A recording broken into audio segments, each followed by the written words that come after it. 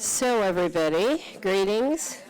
Calling the Tuesday, June 11th Policy and Services Committee meeting to order. Would the clerk call the roll?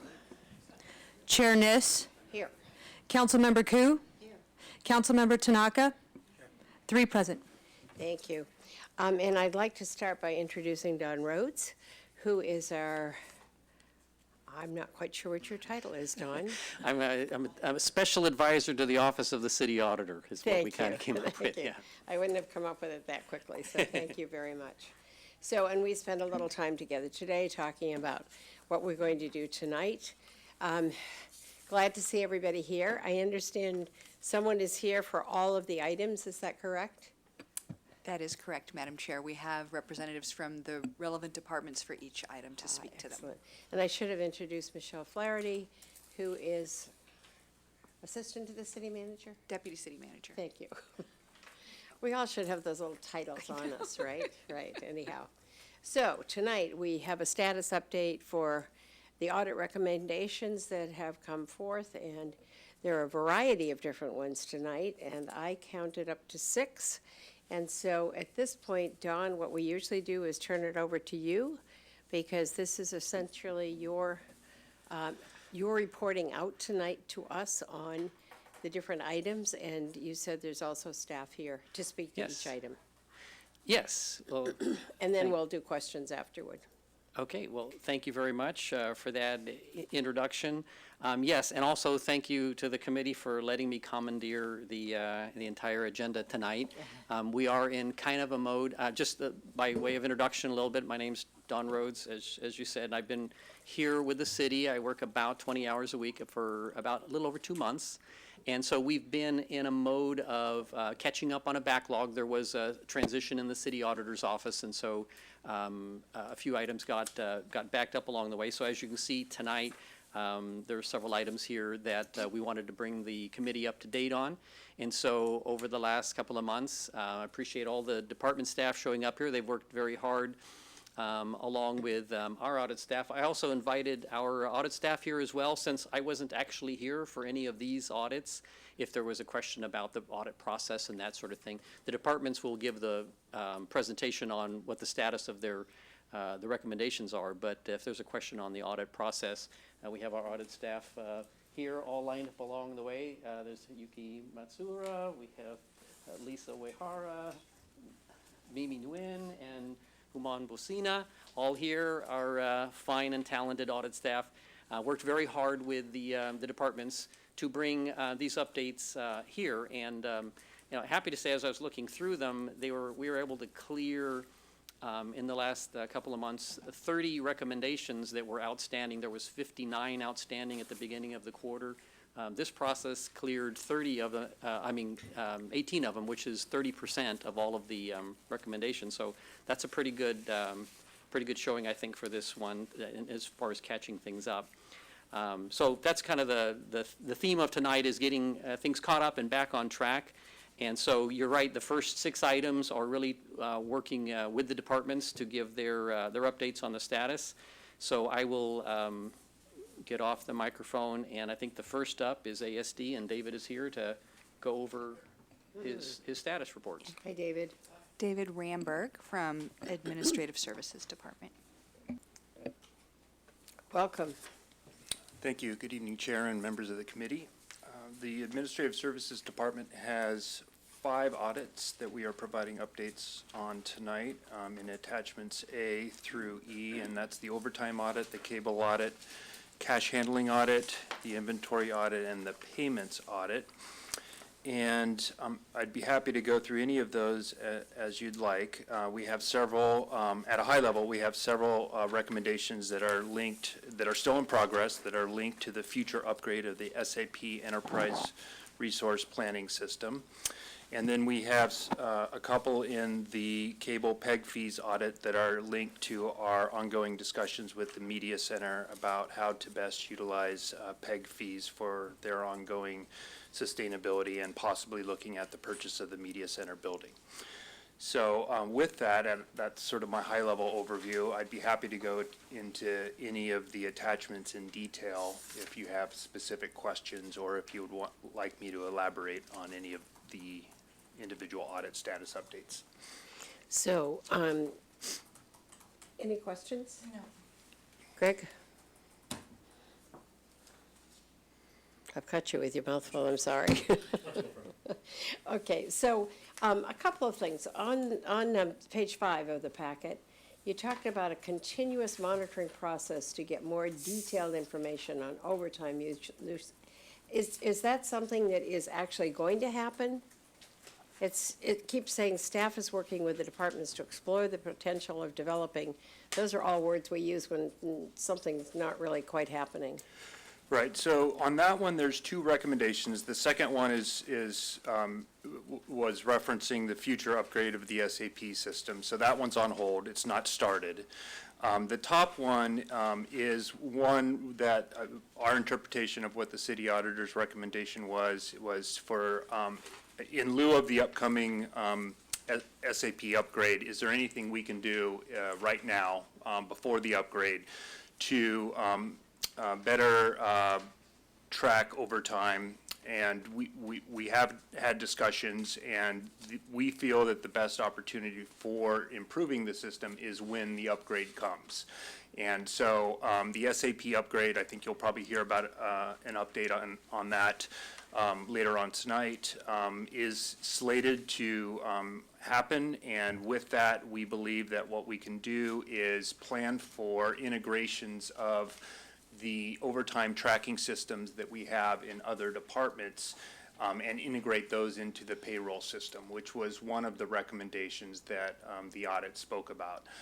Chief among those is the public safety departments. Those are the primary departments that accumulate overtime, and they use separate systems for very detailed tracking of their overtime, and presently those systems don't feed into the payroll system except for the overtime dollars, which enable dollars to be paid to the employees that receive overtime. The audit recommended that additional detailed overtime information get fed into the payroll system. So that's presently not a function that we have, and it would require some work to do that. We will be recommending in the next update on this that we try to build those into we look to the next ERP upgrade as the opportunity for that. I'm going to gather that that has been a problem, or you wouldn't be doing it. So I'll just make that assumption without asking you. Sure. And then you also said form a working group. Is it a working group or a work group of main entity uses, just below that, number 2? Yep. So that's actually the language from the city auditor's office, and I'm pretty sure that they would be comfortable with either work group or working group. Yeah, I just wondered if it had some specific connotation. I think they're referring to an interdepartmental team to explore how best to have the system track overtime in the future. Okay. That would be my interpretation. Okay, thanks. The next one is going to be on PEG, so let me go back. Which one, where do you have questions? So my one question is, this is from the Office of the City Manager, is that right? Which one are you on? I'm just looking at the front page. Oh, okay. Yeah, or is this from the Auditor's Office? I guess I'm just, This is through the city manager from the Administrative Services Department. Which one you're on?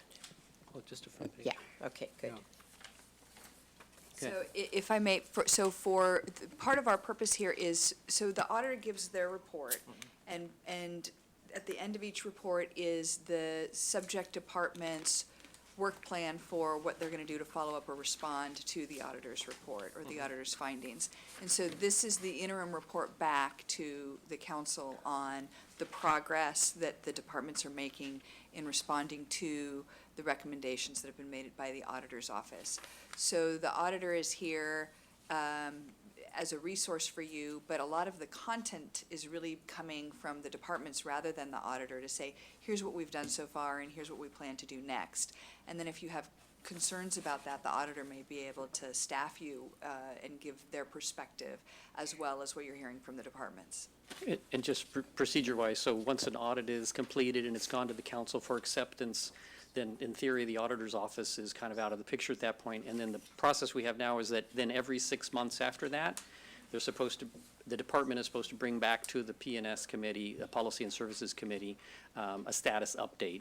The reason you have so many tonight is that because we had that transition in our office, so a lot of them have kind of piled up into this one meeting. But they're supposed to come back every 6 months with a status update. I guess I just thought it would come from the audit office directly, right? Auditor's office directly versus through the city manager's office. Is that typically what happens in most cities, is that it goes through the city manager versus, because I thought the auditor reports directly to council, so I thought the auditor report should come directly to us, and so it should be independent from the city manager's office. So the auditor's report does go directly to the city council. So in a case, whether it's PEG access or whether it's, overtime or the things we're looking at, those audits are performed by the city auditor's office, and they go directly to the city council. Once a recommendation is made, then that's turned over to the city manager, who oversees the entire city function, to implement those recommendations. And then those recommendations, the status of that and how those are being implemented, that would come through the city manager to each department underneath him. This is really the city manager and his staff's opportunity to update you on the status of our efforts to respond to the recommendations that came from the auditor in the original report. So the report goes directly to the council first, and then after the report's done, it's up to the city staff to say, okay, what are we going to do about that? Yeah, And here's where we tell you what we're doing about it. And if it helps, it's not that the city auditor's office doesn't have a role. We do. Over the last couple of months, we've worked closely with each of the departments, because every item that's put here, we check. And we say, if they say, oh, this is completed because we did A, B, and C, our audit staff checks to make sure that that is the case. So it's not totally out of our office hands, but we do check with the department. But it is the department's responsibility to actually implement the recommendations. But we check the status to make sure it's what they say it is. But if they're checking the status, shouldn't you be telling us what the status is instead of, I guess I'm just trying to understand this, right? So the auditors said, okay, here's some issues. The city manager's office says, well, we're going to fix it. And then the city manager's office says, I guess I would have expected this auditor's office to say, to check the fixes, right? And then tell us these are the right fixes or not. I think maybe one way to think about this is an opportunity for you to hold us accountable, and the auditor is here to keep us honest as we're reporting to you our progress. So the auditor is here in service to you to keep us honest as you're holding us accountable for whether or not we're working on these things. Right, I would agree. If we stepped back and just said, okay, departments, we gave you our recommendations, now it's up to you, have fun and do whatever you're going to do, I could see that would be a problem. But we do work with them as they say, these are the steps we've taken to fulfill the audit recommendation. We do check and say, did they do what they needed to do to fulfill that? Okay. And each of the auditors, all the auditors are here tonight, right? Yes. That worked on the report, so you could also ask them about one of the reports I'm just trying to as well. understand though. Yeah, no, Yeah, I and it's understand. kind of an Yeah. accountability thing is. Because I would have thought that the person that's being checked doesn't report on the status of being checked, right? I would imagine a third party would have done that, like the auditor's office. And that's why I'm just curious, right? Well, it's kind of an accountability thing. It's a good practice to have the responsibility and the accountability, as Michelle said, in the department's hands, so, because they're the ones that has to implement it. Yeah, but we're like at a really high level, right? But you guys are much more in the detail. So like, for instance, you said, this is what we're doing, and you guys say, yep, it looks like it's good, it's satisfying our requirements. But I don't see that in here. I mean, Sure, You're kind of looking for the auditor's office to Yes, good. put the stamp of approval on it and Yeah. say, great, you've just done it. Exactly. I think that's what they've done, only they've But done it comes it from, in a. it comes a from the s- city manager's office, Yeah, so. it's done in a slightly different way than we might normally have done it, because I think there were times before. But also, I may be wrong, Dawn, but also Dawn is working in a different capacity than if we had our city auditor that we had hired sitting here. Okay. I Well, just feel, I but- just feel like the auditor's office is depowered by doing this, because if if the people being checked are telling how they're doing, directly with the audit, without going through the auditor's office and auditor's office actually Okay. saying, yes, yes, indeed, these guys are performing the Okay, way I- expected. I mean, to me, it seems like, I would have expected that, I mean, what I would expect in terms of process would have been, audit office says, okay, here's audit, here's all the deficiencies, right? Give it to the city manager's office and whatnot.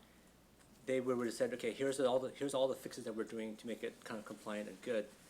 The auditor's office would have looked at it and said, yep, this is good, and then told us everything's ready to roll, right? But instead, what's happening is the city manager's office is reporting to us on they're self-reporting their fixes, right? Which is kind of weird. Well, okay, I see your point, and I actually, now I don't see explicitly in here where we say our office has checked this, so Well, I. did you guys check it? Yes, I'm telling you, that is part of the We should process. say it then, right? Or should it come from the We auditor's should. office? That's an excellent point, and I'll have to look more closely through here. But yeah, we've spent quite a bit of time working with the departments, checking to make sure, I so. kind of expect the people being checked don't tell us how they're doing, right? Or expect the people doing the checking should be doing that, right? That would be another way to do it. I guess what I'm saying is, we did check it all. I take your point well, though, is that we didn't actually, I don't see in here explicitly where we said we checked that, and that should be in here, so that you have that confidence. So we can make that change. Well, it's just, I mean, like, Let's change it, and we can actually move on. okay, well. Have you got more questions? Well, I guess, I didn't really see your, okay, so they gave a status of what they're doing to try to make up for these deficiencies, right? And Tell us what page you're on. I'm just talking in general. Okay. So, are you saying that everything in this packet, everything is ready to roll, no problems, no deficiencies, no problem areas? Some are still in progress. No, I'm just asking. Right, so Because I don't see your guys' status in terms of what your guys' thoughts about their work is. So- I know what they think of their work, right, but I don't know what auditor's Okay, office thinks so their work is. you're right, we didn't say it explicitly that I can find in here, but the column that says current status, Mm-hmm. that is our opinion as well. We wouldn't have let it go forward if, like, in one case it said completed if it wasn't completed. So I wouldn't say they're all ready to go, because some of them are in progress, some of them haven't started yet, and there's reasons for that are explained. Are there any areas of concern? Well, the concerns were the audit recommendations we made in the first place, and those So look at the top of concerns. that, and you can see what the concern was. So the concern was addressed by the recommendation, so that's the recommendation, and then, there was a response by the department. It's the current status column, that's where the auditor's office said, is it completed or not? If it's, in some cases, a department says, well, we've completed this, we go in and check, and, well, it's not quite completed yet, so we have to say it's still in progress. So that's the column that we put our stamp on and said, is that the case or not? So in that column where you see current status, if it says completed, that means we checked it and it's completed. If it says it's still in progress, then, that's the status of that. In some cases, some haven't started yet, but that is our stamp of approval. But I take your point. I don't actually see in here, I'll have to take a closer look, where we actually say, yes, the auditor looked at this, and I would be concerned, just like you, if we weren't. If this was just the department's representation, that wouldn't be the right So process current status is really the current status. of each from- recommendation. From the viewpoint of the auditor's office, is that what you're saying? Yes. Okay, I didn't That's- get that by looking at this. Yes, no, I take your I mean, I point. thought that was them reporting Yeah. themselves, right? Yeah, no, I take your point that in some cases, a department may have come and said, this one's completed, and we may have actually changed it to, no, it's still in progress because we don't think it's completed yet. But I take your point, it doesn't actually say that somewhere, so we'll change that. Okay. So, how many items were there total? There were 59, Okay, I counted 6 completes. There's 6 completes. So 6 completes out of 59, is that reasonable? so I think there's, I counted more than that. I just counted the number of completes I saw. Oh, in this first packet? Yeah. Oh, okay. In this first packet, then that could be the case. There was like 18 overall for everything you're going to hear tonight. And that's, as I said at the beginning, there was 59 open items when we started the quarter. There's 18 that were completed as of now. That's actually a fairly robust quarter as far as clearing items. Is the expectation that all the stuff should be done by now, or is the expectation that only a partial? I mean, that's the thing I don't understand either, is like, what is the benchmark that we're trying to hit, an expectation we're trying to hit? Or is it like, Yeah. do whatever you can, it's all good, no matter if it takes, 10 years or it takes 1 year? Like, what's the, If I may, I think the answer to that depends on the recommendation. So this is every 6 months, we come with a progress report. And so some recommendations may be something that should have been low-hanging fruit, that we should have gotten done in 6 months if we were attending to it appropriately. Some things are 3 to 5 year work plans. And so we're coming in 6 months to say, we had the formation meeting, or we're still researching. but I don't see a time frame on these, right? So it doesn't say we expect this to be done within 6 months? Yeah, they do. Really? Yeah, Where? look at page 7. Some of them do. Expected completion date is No, the no, fourth no, quarter. I guess from the auditor's perspective, in terms of, this is what staff is saying. I mean, it's not clear who's saying what, but, I mean, I still think this is the audit. This, no matter where it came from, I see this as the status of the audit recommendations at this point in time, in June of 2019. I think the other distinction that might be worth spending a minute on at a higher level is, there's different functions, right? There's finding things like waste, fraud, and abuse. There's financial audits where, like, if something's erroneous, it must be fixed before it can go forward. There's performance audits, and when we're dealing with performance audits, sometimes our auditors are saying, you might want to look into best practices and sort of up your game in this area by bringing some more rigor and introducing some more best practices. I would argue there's a nuance there where it's not a deficiency that must be corrected before things can go forward. Some of these are more aspirational recommendations, something we should be working toward. And so the responsibility for that really falls to your city manager and his or her staff to start demonstrating to you that we're making a genuine effort to work in that direction, as opposed to kind of blowing it off or ignoring it.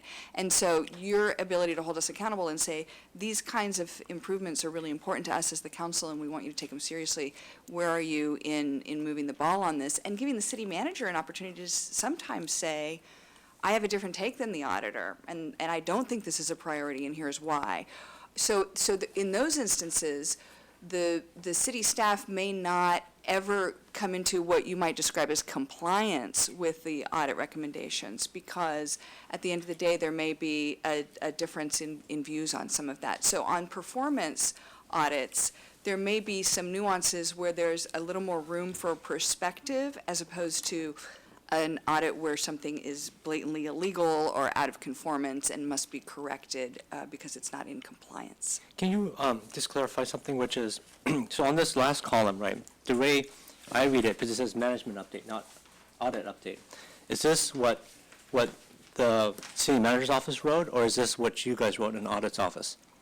Because the chair just said that even though it says management update, it's actually the auditor's opinion. So I wanted to understand which one does this reflect? Does it reflect your opinion or your opinion? Like, whose opinion is this?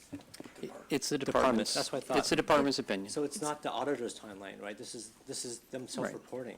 So I guess what I'm trying to understand is, when you guys do the audit, don't you guys say, like, some stuff is really important to get done, maybe some other stuff is like, no big deal, right? Isn't, I don't think you make those decisions. That's not the audit. oh, you have to change my I'm sorry. I don't believe that that's the acting auditor's position. I think that their job is to decide whether or not this is they do the audit, and they say, here's where it is at this point. So some of these say in progress, some of these say completed, but I don't think at any point you are seen as the person who will take a look at this and say, I think maybe you should have tried this or tried that. That's the department decision. The auditor looks at it and says, no question, I can see here you were going 69, you were speeding. I would agree. It's a management function. How long it takes and when it gets done, we would have our opinions on that, but that ends up being a management function. Unless there might be some instances where, if fraud was found, if there was something that was a legal activity or whatever, that might be something that would have to be pushed, to a higher level and taken care of quicker. But in areas where it's like these areas where it's a recommendation to change a function or a process to make it better, to so it's tighten up whenever they internal feel like it is controls. okay? Well, see, that's where the committee and the council, holds the city manager and his staff accountable to whatever timeline you think is appropriate there. That's not within the city auditor's Okay, so purview. you're expecting us then to figure out whether these timelines are reasonable or not? If I could just You could- yeah, you interject could say here. that, though. When the auditor's original report goes to you, at the end of that report is a chart that summarizes the city manager's response to the audit findings. And so when you get the report, the original report from the auditor, you essentially get the city manager's work plan. And when you accept the auditor's report, you're accepting the city manager's work plan to say, here's our response to each of the audit findings, and here's what we plan to do. So you've already accepted the city manager's response, initial response, when you receive the first report from the auditor. And now this is the status report on the city manager's staff's progress against that plan that you already reviewed when you accepted the report from the auditor. Okay, so how does this match, these dates match against the plan that you guys submitted? That's what we've tried to summarize together with the auditor's office reviewing our responses, where we say it's in progress, it's completed. So this is the status of the work plan that was outlined when the original report came to you. So how about I walk through one of these and see if you seem to see it in the same way I see it? Go for it. Because on page 7, there is one that we have discussed a lot in the past. And this one has a finding on it. It says the media center didn't restrict its use of $340,000 annual PEG fees to capital expenditures as required by the Federal Cable Act. I think this goes back a way, doesn't it, as I recall? 2016. Yes, right. Where we had, you're on the council then, Richard? 2016, no. Oh, okay. So in 2016, we had a very lively discussion about PEG fees. So what you see here is that the auditor recommended that they consult with ASD, IT, the city attorney's office, and Cable Joint, and so forth and so on, to adjust the fee, demonstrated on the need for future capital expenses. So then, they went through the rest of that. On this side is the management update of where we are, and it says that the completion date should be the fourth quarter of 2019, which was last year. But the target says 2017 here. That may have been the target date, but that was a target date. Shouldn't we be trying to hit the target dates? Isn't that the Well, idea? it's probably, yes, the idea, but apparently it didn't hit the target date. So does that mean there's a problem, or is that it's okay to miss target dates? I don't work for you, Greg. So let me, No, I'm just asking. let me speak to that. Maybe it would have been helpful for us to orient you to the chart a little bit more before we jumped in and got started. So the left column is the recommendation from the auditor's office. The middle column is what I'm referring to as a work plan. It's the city manager's response to the audit. That's what you, the council, saw when the audit first came forward, was the left column and the middle column, left column coming from the auditor and the middle column coming from the city manager. And then the right column is the status update to be compared against what's in the middle column. What you won't see in this report, because we're trying to keep it succinct as a status update, is all the stuff that's already happened in the past. So the original report might have had 15 or 20 recommendations, and we may have cleared 10 of them since the time we first came to you with an update. And so we may just be reporting on the last stragglers in some instances. So we're not asking you to drink the ocean on this because it's a status report. I think part of the challenge for the committee is because the committee turnover occurs, you aren't the same folks who got the last 3 or 4 updates on a lot of these. So you're coming to it in midstream, and we've been working with the auditor's office on an ongoing basis on a number of these. But just to add to that, I mean, in that last far right column, just to help a little bit with the continuity, we do include the management updates from the past periods. So like that first one, finding one for the media center, there is the April 2019 management update, but just for continuity going back in time, there's the update for September 2018. The update for March 2018 is on the next page. So that's the best source, at least from this report, for getting a little bit of continuity as what was originally planned and what ended up actually happening. You want to insert it now? Just take a breath. I'm just and trying to Lydia's got a understand, question. Greg, are you looking for formatting? You're not liking the formatting and the procedure? If that's it, You know, then I'm maybe, kind of new to this, so. Oh, okay, I'm so not- you're trying to Maybe you guys understand- are, like, have seen this No, before, no, but no. I'm very new to this. So I- I'm just trying to understand, like, How it's all put together. How how it's- how it yeah. flows, right? okay. So although- let me just come back and walk you through one that I think makes sense to me. Okay. But it's, and also I have a background in it as well. Yeah. But on page 7, this was a recommendation that the city manager's office do this when we had this problem. So the finding up here was that problem. This was a huge problem to deal with. We had arguments about what we should do with the PEG money or not do with the PEG money.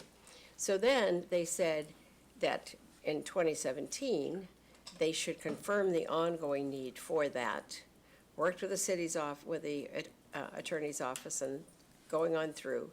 And then what's interesting is then somebody said, wait a minute, we can buy the building and not worry about this PEG fee anymore. So, but it's almost 4 years, I'd say now, of trying to come to this management update. And this says expected completion, but this isn't completed yet, right? Correct. Right, so this is still ongoing. Yes. So this one was a big deal, though. We're going to try and buy the building, and then the PEG fees, as I understand, will no longer be an issue. You weren't here when we had about 300 people who were upset about the media center and what was going to happen to it. So this is the result of a great deal of public outcry about how we were using that. And so we finally, took 4 years, but we finally come up with an answer that says the PEG fees are in a restricted account. Sure. Hanging out there, and then they're hoping they can buy it, and that will resolve am I right, David? That'll That's resolve correct. the Yeah, long-term problem. that's a good summary, yes. Yeah. I guess part of my issue is, I'm trying to figure out what is our purpose? Is our purpose here just to rubber stamp all these? Or is our purpose to understand what's going on and to make recommendations? Is it purpose to help, You don't ever make have to priorities? rubber stamp anything. No, I'm just asking, what is That what is our purpose I today? think the purpose, hopefully, is that we approve this, because I don't think we're going to go through it line by line and say, you should have tried this, you should have tried that. But if you think that it's rational, what they have come up with, then I would hope that you would vote yes on it to accept it. Okay. But this is your opportunity. I mean, if you see a timeline that you don't agree with, or you think it's not moving along fast enough, or you have a question about even the approach that's taken, I mean, certainly this would be the time to ask about that as well. Well, I'm just wondering, like, some of the stuff is 2017, 2014, the target dates, right? And some of them don't even have target dates. And so I don't know whether, I mean, is that a problem? Is that okay? I don't know, right? And that's something I love to, I've sat on this committee before, and there often are target dates Your mic is off. that are missed. Your mic is off. Oh, sorry, yes. There are target dates that get missed, and at that point then, and I'll look again to you, Michelle, those target dates then get analyzed and reset in order to attempt to actually make that target date. It's kind of like if you've got a product coming out and you miss the target date. Now, I realize you fire everyone and that's it, but overall, if you don't make that target date, you could figure out, then now what do we do? So they can't make the target date here under the PEG fees. They can't make that target date until they buy the building. And I'm sure you're in negotiations over it, and that's probably not easy. Correct. This is a good example. It's a complicated solution, so it's taken quite some time to Yeah, work through the yeah. options. And I think that's probably the case often. There's a complicated solution, probably involves several people, several departments, which this one did. It took city manager, ASD, IT, and the attorney's office. So some of them are so complicated, and depending on somebody's availability and so forth, they'll get to it. This is a good conclusion, by the way. I was really glad to see that. Good, thank you. But we could look at different ways to put these reports together too, Greg. well, I guess I mean, it's ours to decide. Yeah. I guess, because there are a lot of things here, right? I guess for me, it's kind of hard to know, like, because a lot of the target dates are in the past. In fact, almost all of them are, or they don't have target dates, right? So it's kind of hard for me to know, like, and I don't know if you guys have an opinion as to if there's target dates that are actually really, really important, or ones that, because we pretty much, almost, at least all the ones that are here, I can see all the targets in the past. Right, so I guess I'm just trying to understand is which ones are really important? Because I agree that we don't want to necessarily say everything's important, because nothing is then. So, but to help, it would seem like it would behoove us to help prioritize a bit, like maybe, hey, we really want to get this one done, or this other one's really Well, important. we've always done that, though. As I said, I've sat on this committee before, and we frequently have prioritized. And I'm going to imagine these were prioritized at one point. And I think part of what we're running into tonight is Don is here on an interim basis. He's kind of dropped from the sky to run this, and hasn't. It's my been- first meeting on this too, by the way. And so you're it's in your third month, right? Yes. Right, not even quite, 2.5, I think. Right, so at this point, I wouldn't expect Don to be able to answer, what has happened before. But when I've sat on this committee before, we've said, no, we really want something to happen. I remember it on the PEG, because that was such a major issue. And so we're getting to the point where we're solving it, or resolving it, but aren't quite there yet. So what is the priority then on this? Is this You're- from the? Unless I'm mistaken, your only job tonight is to accept or not accept the reports that are in front of you. I mean, you can pick it, if you've got some, issues with some of the recommendations and so forth, you should mention that. Okay. And it is, I realize it is a bit overwhelming tonight, as I mentioned to begin. There's not normally going to be this many all at once. They backlogged for a number of months, and so almost all of them. We have every outstanding audit, I think except one, made it tonight, and the other one will come on, in the August 13 meeting. So it's a little overwhelming tonight, but that's just the way the timing of it worked out. Don had a big backlog when he came. Yeah, I know, I understand. So basically, you're looking for yes or no, and are you looking for modifications or not really? I I'll would speak say from not staff's really. perspective. Yeah, what we're really looking for is if you've got questions or concerns about where our progress is, we'd like to be able to answer your questions, clarify things, and if you want to move something up to be a higher priority or a more ambitious target date, or you're comfortable with where we're at in terms of our progress, getting a sense from you on that.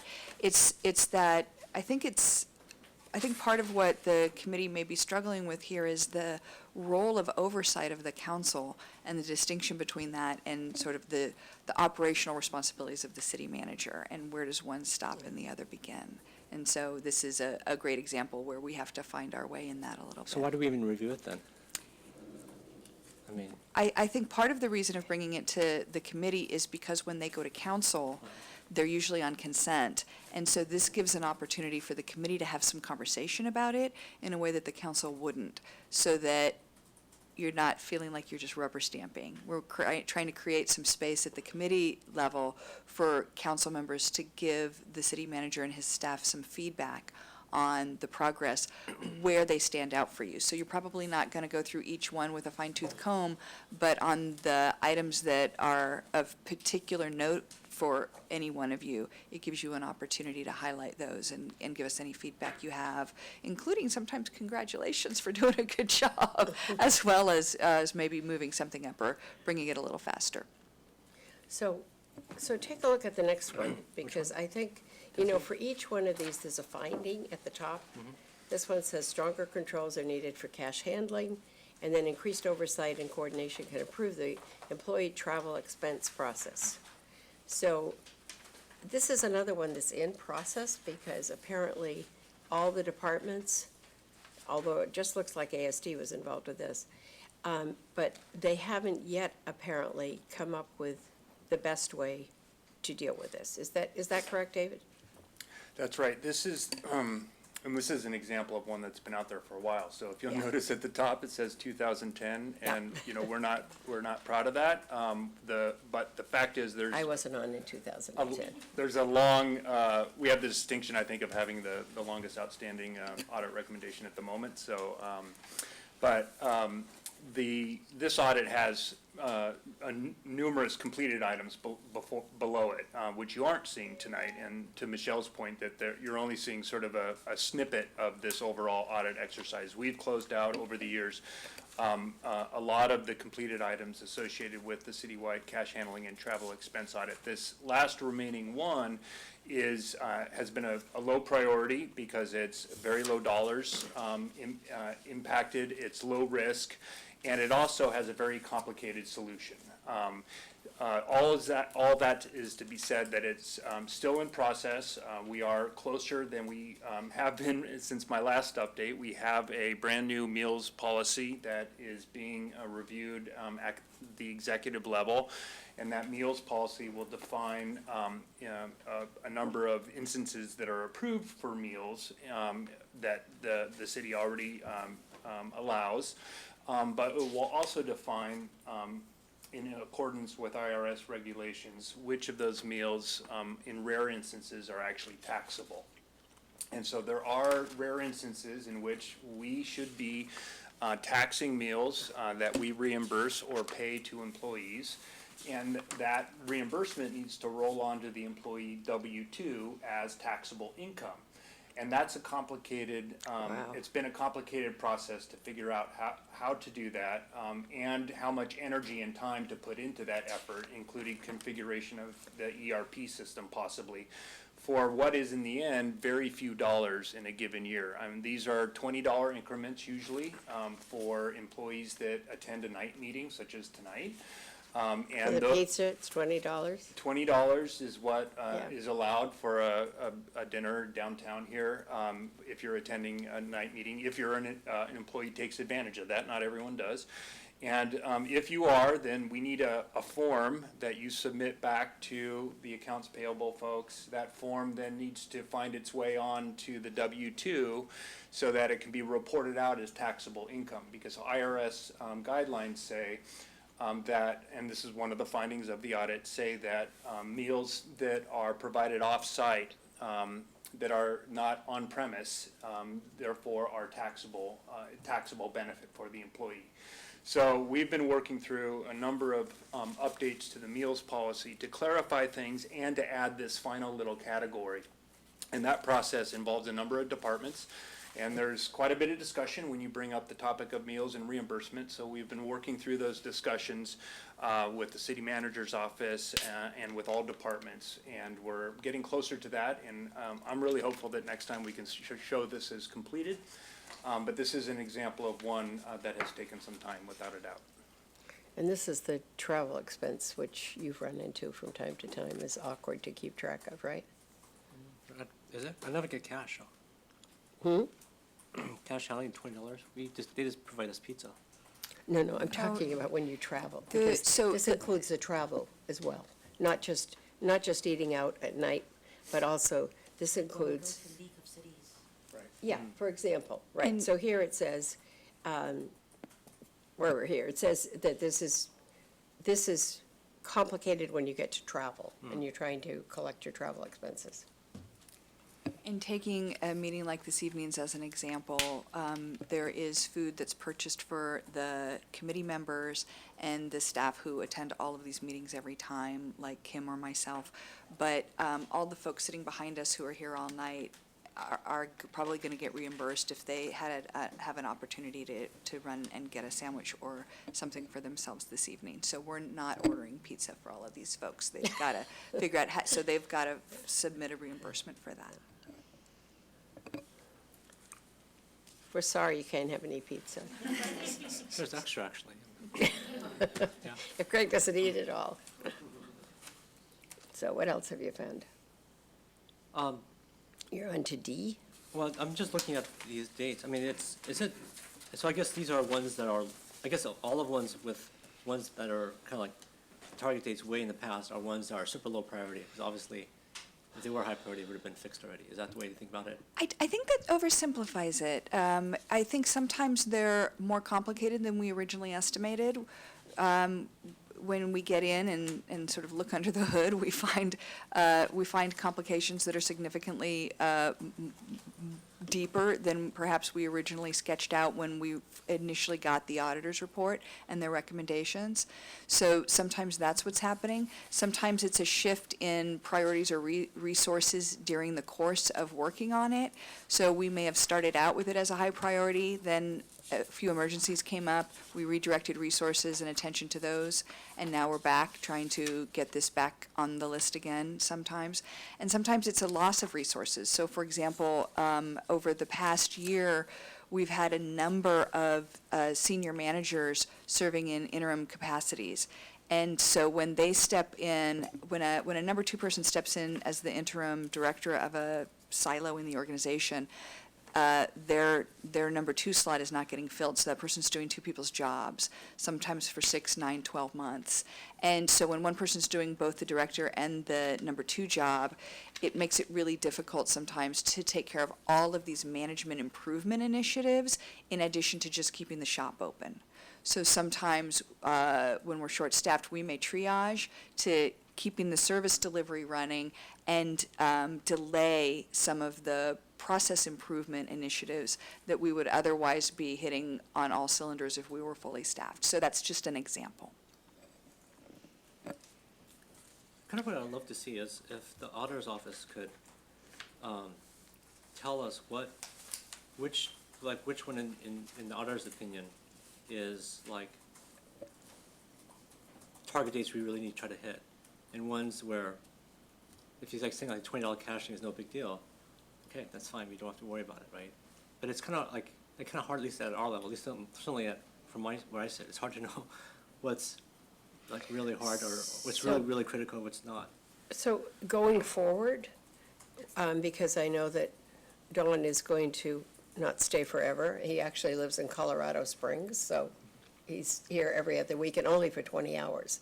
But we will be hiring a new auditor, and maybe that's one of the things we could do with a new auditor is say, could you present this in such a way that it's not quite as confusing to the reader?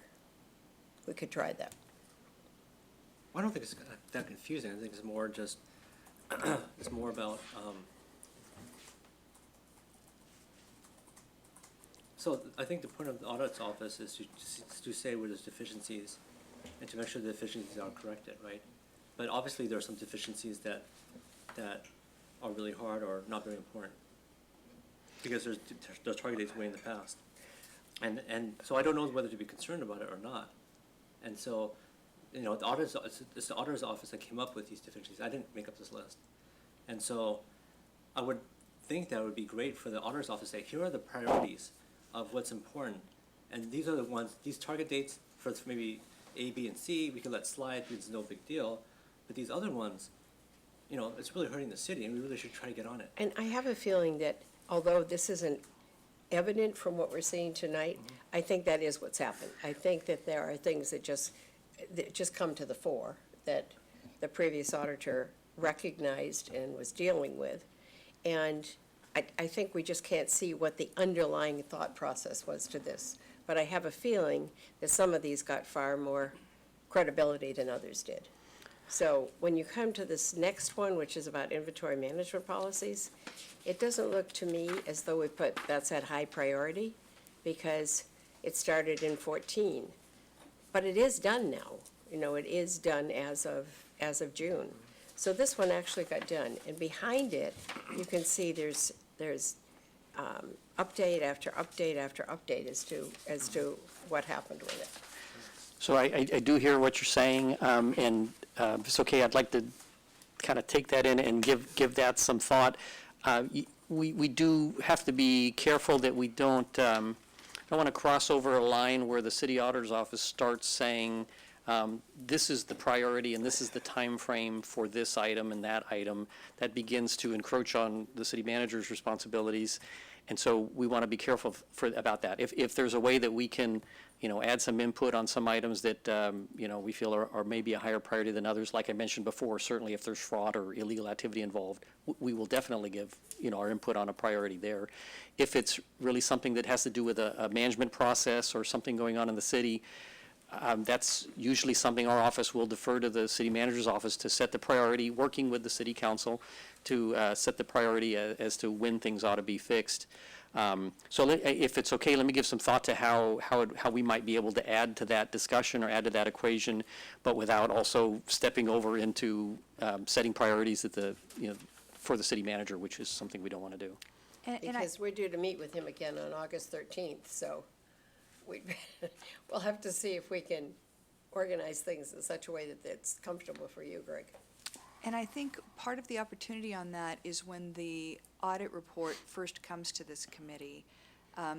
This is the status update in response to that, but when the audit report first comes to council, I think that when you first see the city manager's response to the audit report, that certainly is an opportunity for the council to give feedback to the city manager to say, I don't think your response is ambitious enough. I'd like to see you doing more, or I'd like to see you planning on doing this faster.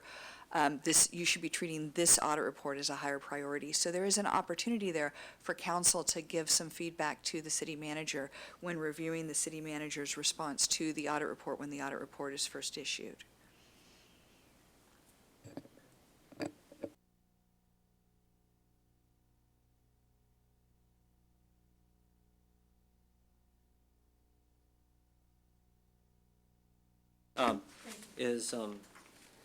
It'd be great to see, because current status really is auditor's office opinion, to say it is, right? Current status, is that is Current right? status, yes.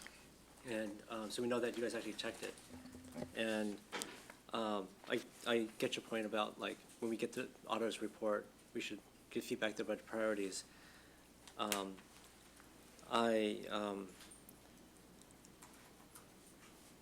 Yeah, I have to assume that at this point in time, there's nothing that you feel, or the auditor's office feels that is super important, that needs to be a high priority, otherwise you would have said something. Well, he just Right. gave high priority to these 6 audits you're getting tonight. So, Oh, I thought this is all the ones that are left. This is the backlog that's left, that's still. yes, it's the backlog. That's done, so I thought this was everything, it's not necessarily a priority, is that right? Or is It's it- all but one, yeah. It's all, yeah, so it's all of them, it's not a priority. But I was just trying to figure out if there's one of these in particular that we have to, you know. No, but meaning that these have been sitting there for quite a while, waiting to come to us. So, but I imagine, Dawn, you've still got stuff to work on. Yeah.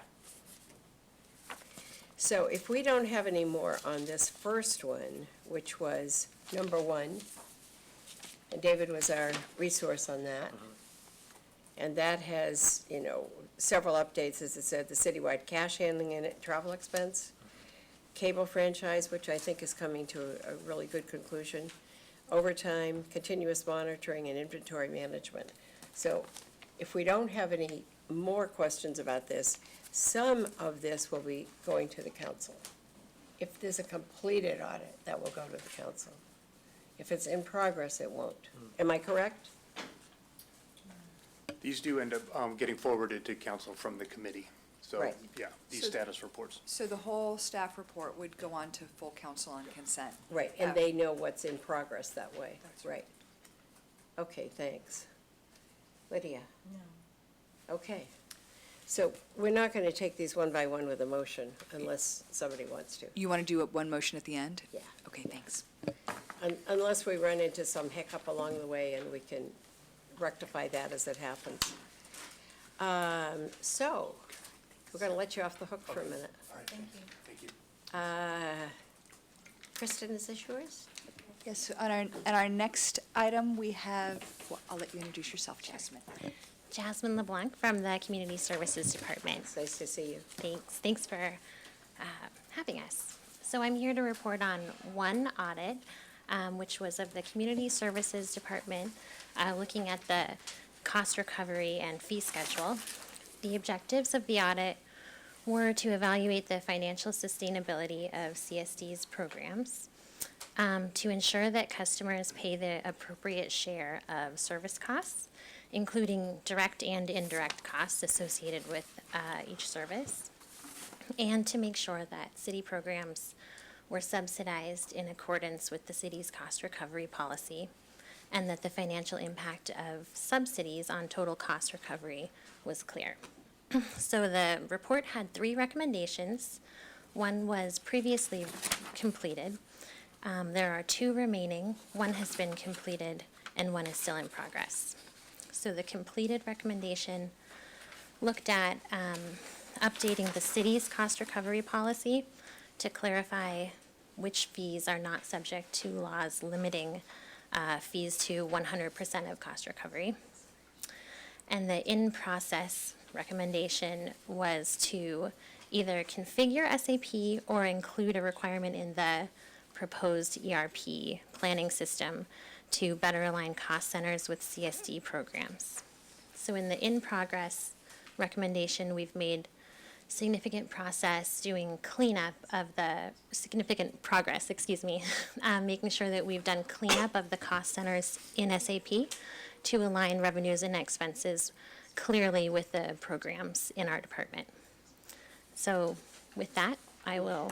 So this is something we've discussed for a long time, is how to have cost recovery on this in such a way that it balances out and makes sense in the long term. If I just leave this on? You of course can leave that on. Good. So, because in the chamber, you know, we have to turn them off. These we can leave on? Yes, since you're the chair, go ahead and just leave yours on. Thanks. I have a hard time remembering to turn them off and on. So one of the things that I did notice, though, Dawn, that would be helpful, is when we see a finding, I don't know what date that was made. So in the gray area, not the darker gray, the lighter gray, where the finding is made, which means that we have gone forth with an audit, then it doesn't tell me exactly when it started. I can figure out by going back and saying, it looks like the first time we looked at it was 2017. Yes, so, But, right there. Okay, thanks, Human. Yeah, at the top of the page there where it says fee schedule audit issued February 4th, Thank you. 2017. Okay, So that so would have that's when been it was first when the recommended? findings, that's would have been, yeah. Okay, We great. we could add the date in the column as well, so it's more clear, but Yeah, that's when great. it was No, first. I see now. I simply didn't look right up to the top. Okay, so, questions? No, nothing. Thank you. Greg?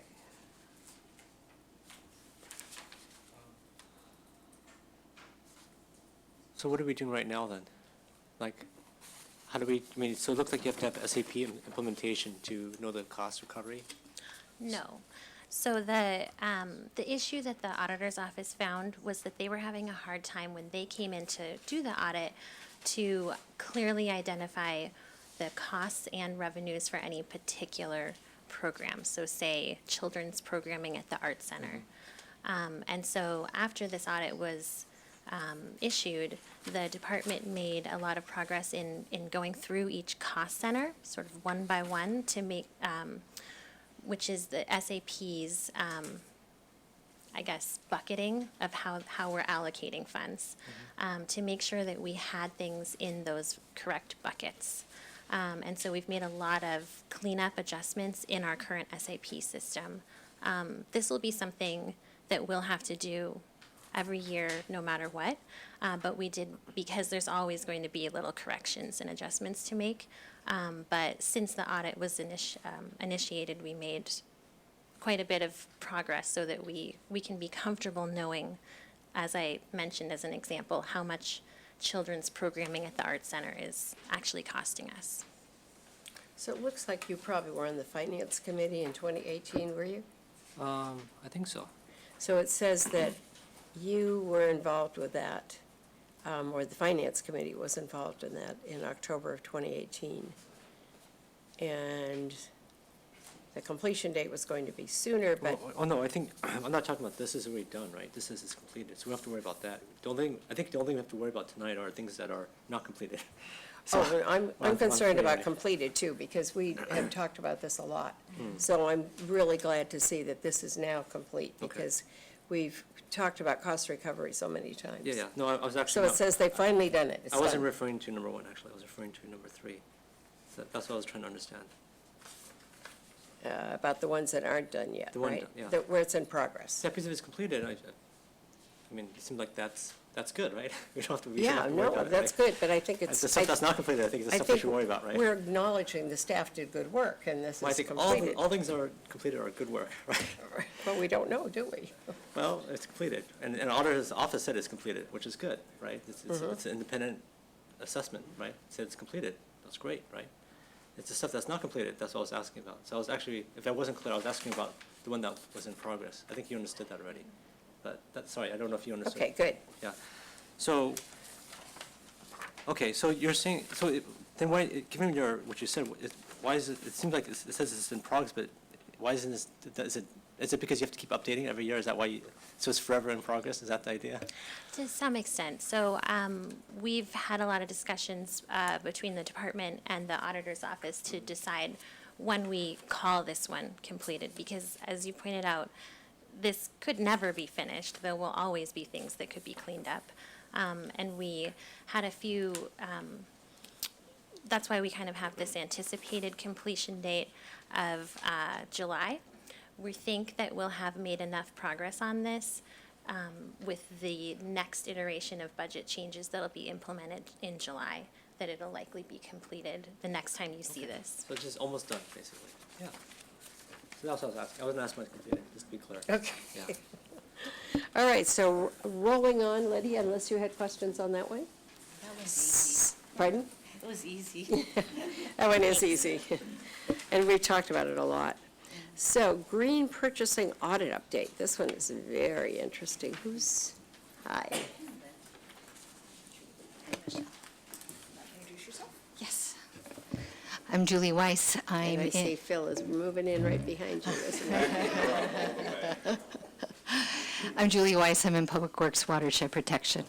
And one of my roles is to help coordinate the city's green purchasing program. So the general update is, since you last heard from us, first of all, an overview for those of you who may not have been familiar with the initial audit, the auditor's office made some recommendations from very specific actions to increasing our recycled content of custodial products and office supply products, all the way up to more systemic changes, such as looking at and updating our policies so they're congruent with our green purchasing policy, expanding education, and also looking at how we could improve our ERP system, which is now SAP. So we have continued to make progress on our action items, although this last 6 to 9 months was a little more challenging with the absence of our usual purchasing manager, because we've had some staffing changes there, and so we were working to get them some space, given some of their staffing issues, until we had a permanent purchasing manager on board, and we have that now, and we'll be resuming our regular meetings with them this next month. So the progress since our last meeting was we've made progress on reducing our packaging with the help of our IT department. One of the things we've done over the years is we have put in our terms and conditions for when we purchase products, we do not want to have non-recyclable expanded plastics, which are things like styrofoam. That's the shorthand version of it. And that is much easier said than done. That takes quite a bit of coordination with the whole supply chain, and our zero waste group work closely with Darren's group to work with Toshiba and HP, and we're successful in having them change some of their packaging to be more paper-based, which is more easily recyclable in our program. One of our biggest challenges for this program has been staffing, because we have not been able to identify really sufficient staffing to implement all of the auditor's recommendations. A lot of these things take time and a lot of meetings, and are complicated to put together, but we did make a little bit of progress. I am allocating about 4 hours a month to put towards this, and then also our new sustainability manager, Christine Long, is able to carve out 4 hours a month out of her work schedule, and when we meet with our purchasing manager, Adrian Brown, we're hoping that maybe 1 or 2 of his staff could free up 4 hours a month or so.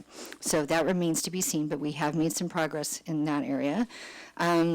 And we've also identified some areas, although not so specific to this audit, but in the coming year, the work plan that will also make progress on expanding awareness of our policy which includes education and also some other policy upgrades to make all of our policies in alignment.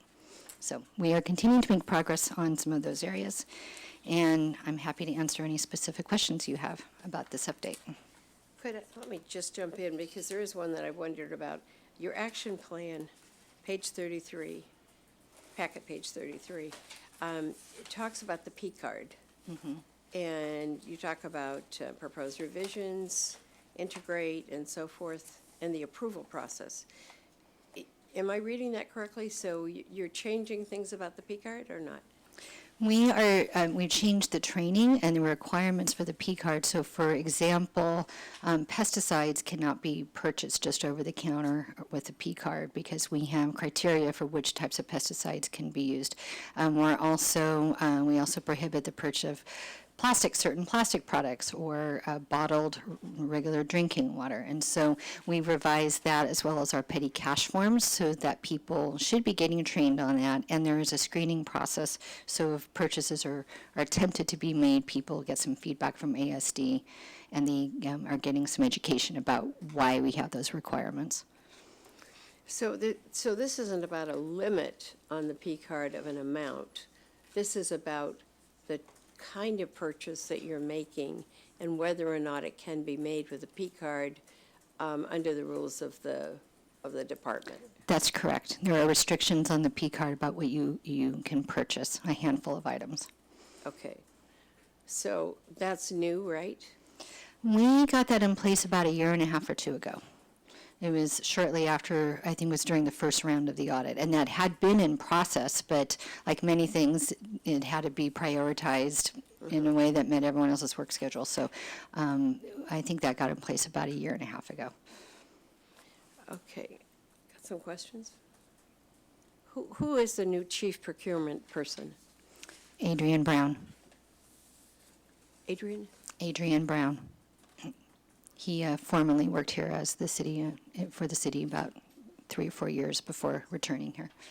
Okay, thanks. Lydia?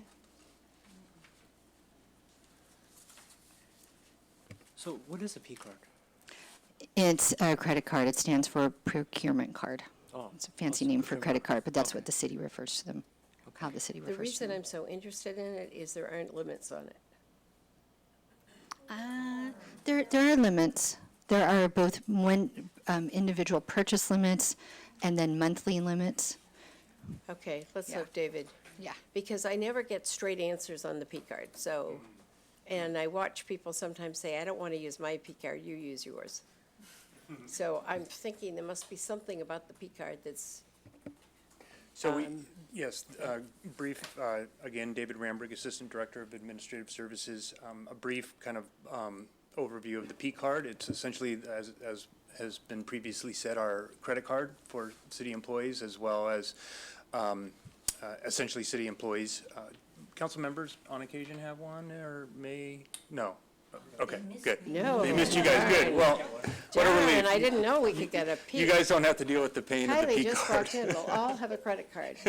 So you guys thankfully don't have to deal with the pain of a P card because it streamlines some things, the small purchases mainly, and so which is great. It means we don't have to do an individual purchase requisition for very small purchases. So it's an incredibly It's very small. so, anything from $5 all the way up to $10,000 per transaction is our current limit. You can go up to 10,000 You on a can. P card? I'm We just need a telling you P card. what the limit is. We don't have too many transactions that get up to that amount. But they could. They could, theoretically, they could.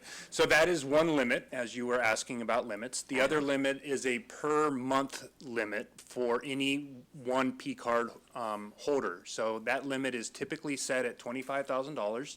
So an individual cannot spend more than that. Again, most individuals are vastly under that. We do have some aggregators of purchases, such as in the vehicle fleet maintenance shop. they do need to procure quite a number of tires, quite a number of spare parts in a given month to repair and maintain our vehicles. And in those instances where there's a really valid reason to have a higher limit, we will work with the department to set the limit at a higher limit. So that limit might be $50,000 for that P card per month. But those are pretty rare instances. So in terms of limits, we do have those two limits for the P card. Okay, so one is I can't go over 25 a month, Correct, and I've got a limit of 10,000. per single transaction. Okay, Yeah, and that conforms, Per single, with the okay. municipal code as well, the purchasing requirements that are set in the municipal code. okay. Did you all know that? No. But just across, why don't you guys,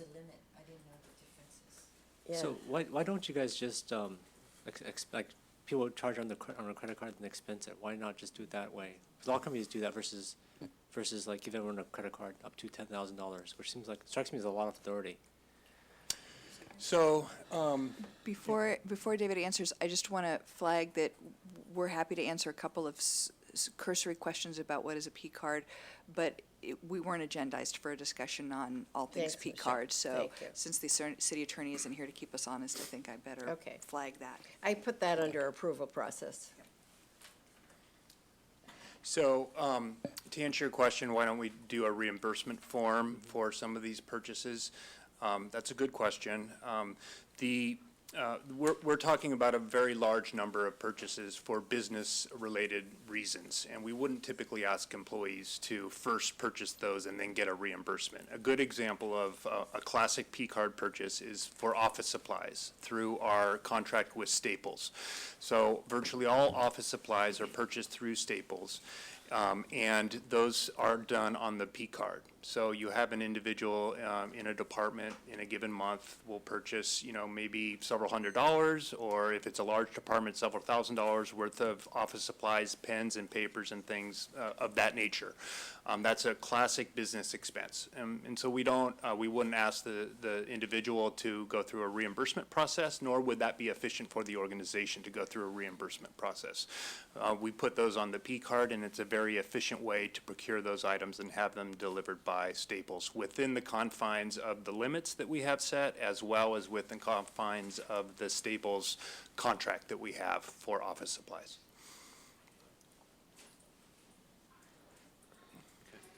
Getting into your favorite area. We're getting into your favorite area.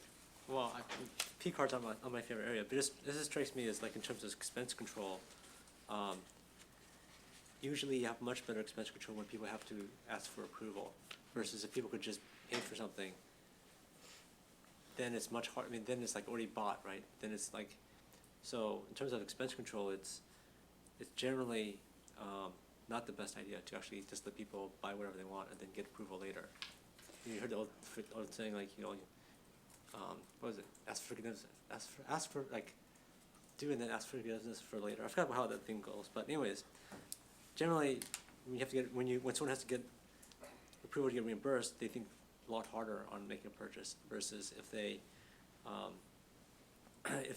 just have someone else's credit card that they could charge something onto.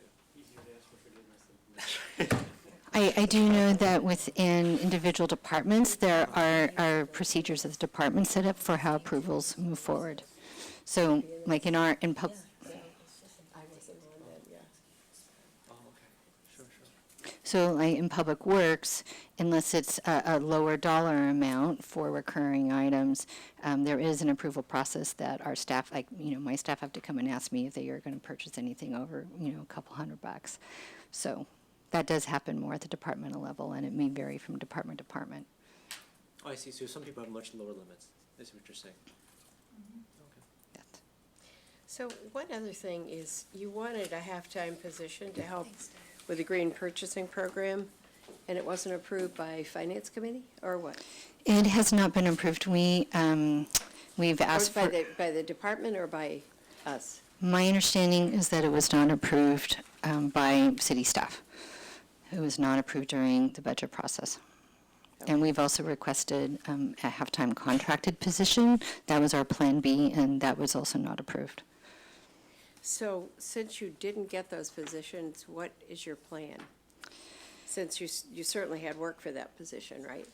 We have plenty of work for that position, and so right now, we're doing the best we can with the hours that we have.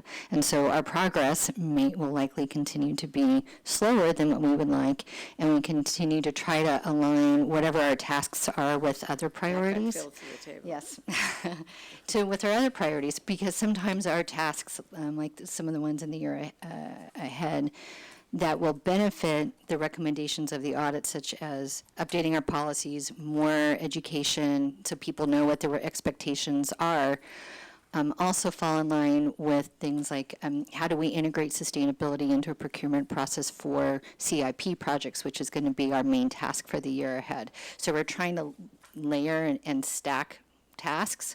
Does that make sense? We're trying to get, yeah. So that's pretty much our strategy, and we're just trying to be as efficient and prioritize the items that are going to give us the most mileage. I would just add one thing that's going to help is we've been talking to the purchasing group. Adrian is our new manager, and he's very interested in this. They have 2 vacancies right now, and they're working on filling those 2 vacancies. So our hope is, and he's on board with this, when we get those 2 people, look at their strengths and see if one or both of them can take part of this on. And then Julie also talked about how a very limited number of hours of hers, Christine Long, our sustainability manager, are being made available too. So some combination of all of that is the hope. It's not this position, however, though. It's not that position. Okay, The so- 2 vacancies that purchasing Yeah, has this- are because this is a people different left. one. Yeah. Okay, I'm good with this one. Questions?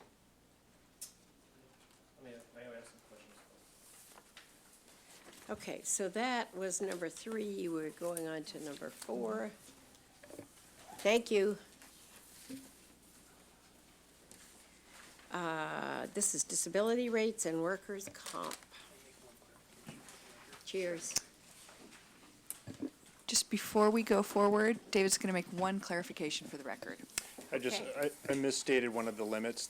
It's a lower maximum limit for the P card for individual user. It's 15,000, not 25,000. So I just wanted to make sure I cleared that with you guys. Yeah, Yes, it I just is. wanted to make sure that was on the record. Thank you. Is that per year? That's per month. Per month? Yes. Yeah. Total amount. And again, very few folks actually get to that point, but, People, like, the other person said that some people are at like $100. How many people are at $100 and how many people are at like 15,000? so I think what Julie was referring to in terms of the $100 amount is individual departments may have a policy within their department. There's not actually a hard limit. It's There's just- not, right. So they can still spend Up to 10, $10,000. correct. But then the manager might get mad at them. Or the manager might not approve that transaction in the system. Yep. So it's already bought on the credit card. It would be already bought in that So instance. If they don't approve it, what happens then? So if they don't approve it, it's, the money's already gone, so it's a credit card transaction that's already occurred. But if it, after the fact, if we need a compliance follow-up on that particular transaction or a learning example on that particular transaction, then that's what we would do. In certain instances, if we need to, remove a P card, we may do that. Okay, next one is, this looks a lot like HR. Yes, good evening. I'm Sandra Blanche, Assistant Director in HR. Thank you for having me this evening, Chair and council members. So this evening, we're here to follow up on the audit report focused on disability rates and workers' compensation. There are 2 out of 5 findings that are outstanding. And then 4 recommendations out of 15 that are left to be Good, completed. thanks for giving that data. The first finding is in relations to the state mandated injury and illness prevention program. And this finding recommended updating our program document with updated materials on safe work practices relevant to the city departments. And out of the review of the injury and illness prevention program, what was recommended is specific training to supplement what we already have as ongoing training. For example, HR currently provides mandated safety training such as handling hazardous materials, bloodborne pathogens, hearing protection. And so what was recommended was specific training to supplement and assist departments in preventing future injuries. And so we are working with the vendor to find specific training to back safety. And then going on to finding two. This one is, actually, before I go to finding two, the other area of training is to provide our supervisors with safety training in order to help their work groups to complete their work duties in a safe manner. And then going on to finding two, this was to help us track and monitor employee injuries and benefit eligibility. So we've been working with our ASD partners to address a correction in reporting to CalPERS, and that project is actually in progress this month. And so it's included with a few corrections that need to be made.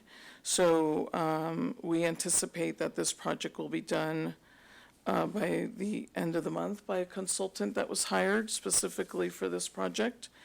And testing will be done by staff in July. The other CalPERS correction that needs to be done is also tied in with this project. So we anticipate by the time we return later this year, we'll have all the recommendations completed. Good, good progress in that case. Greg? No, this one seems pretty straightforward to me. I mean, you're dealing with the complexities of essentially, workers' comp, and it's never easy to deal with. Right. So, and the disability rates. I think it was the SAP program, SAP program, that really helped identify the corrections needed and so forth. So did that help speed it up? Actually, investment? I think you might be Reading something else? are you speaking of the ERP project? Yeah. So we were hoping that the ERP project would help with one of the monitoring recommendations, but because of the change in that ERP implementation, we actually, it won't be feasible to make the monitoring enhancement. Okay. Okay. I didn't follow all of that, but I trust you. If I may, Darren Numoto, who's our interim IT director, is going to be up next on the next item and can probably speak to that a little Okay, bit more. good, good. That would help. Are you the IT person? Yes. I don't have anything else on this.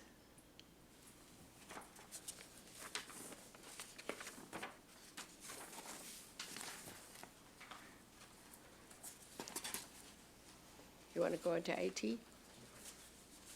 Okay, so we're going to get an answer to our last question.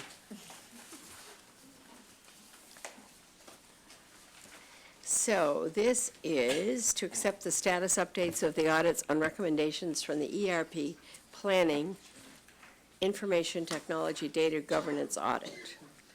Correct. Darren Yamamoto, Interim IT Director. Welcome. Thank you. So we actually completed 2 of the 4 recommendations from the audit. I can go over the other 2 that we are in progress or go into questions directly. They're fairly straightforward. So why don't you try the really straightforward one, and then we'll see what other Sure. questions. May I interject, Darren? Yes. Before Darren starts, just wanted to circle back on one of the things that Don talked about at the beginning of our session today, is that one of the things that the committee had talked about last year was, where are we on this ERP thing? Because there's a lot of audits Right, related to yeah, it, yeah. and we'd like a full briefing on that. And so what staff did was prepare an information memo that provided an update on the ERP and sent that as an informational item to the full council. And I believe there was a link to that in the staff report. And so part of that informational memo explained that rather than doing a full new ERP implementation, we were doing an update to the ERP system. And so that gave us an opportunity to rejigger our targets on some of these things. So there's sort of an umbrella or overarching decision we've made along the way here that is relevant to this and to what Sandra was just talking about. So I wanted to give you that context before Darren jumps into the specifics of the different items. Okay, thanks. And I can address the question that Sandra, with the upgrade, I'm not familiar exactly with her requirement, but with the upgrade, we should be able to accommodate something. It's just about time, money, programming of the new system or upgraded SAP system. Okay. Maybe you want to get into these. Yep, sure, no problem. And Lydia, did that answer your question? Yeah. Okay. Thank you. So the ones first one that's in progress is adopting a standard IT governance framework such as COVID or so. So that is in progress. We have hired a data scientist that will be leading those efforts. She's going to be our data program manager for the city. So we hired her, or she got promoted in January of this year. So she's in progress working on drafts about a framework and policy around data governance for the city. Let me just interrupt. I want to make sure I know the difference between going from SAP to ERP and where we are on all that. Okay, so. And I can't listen until I know what Sure. it is. So ERP is just a general term, enterprise resource planning system, Uh-huh. but SAP is a product that is an ERP. Okay. So So they're- one does not supplant the other. No. Okay, They're- this is a, Can you give a high-level summary of the upshot of what the information memo explained? Sure. So in the information memo, we went out to RFP for a brand-new ERP system, and we went through the whole process, and in the end, when we looked at all the dollars, we looked at the staff time, upgrading our current SAP environment to a new, to the latest platform would, for one, cost us less money, reduce staff time, and enable us to get to a point where we can actually make enhancements much quicker than going with the new ERP system, as well as reduce a lot of staff training, additional training, and the heartaches of going to a new ERP system. So that was the whole premise of us deciding to actually upgrade our current system. so we are totally using SAP, right? Yes. Okay. Yes, and we were trying to target a consent item to move forward with this by the end of before the break, but unfortunately, because of timing, it's going to be presented after the break, hopefully the first or second council meeting in August, on what that plan entails. Okay. So I think that's very interesting, though. You're saying that you really examined using some other kind of system and decided that was not going to,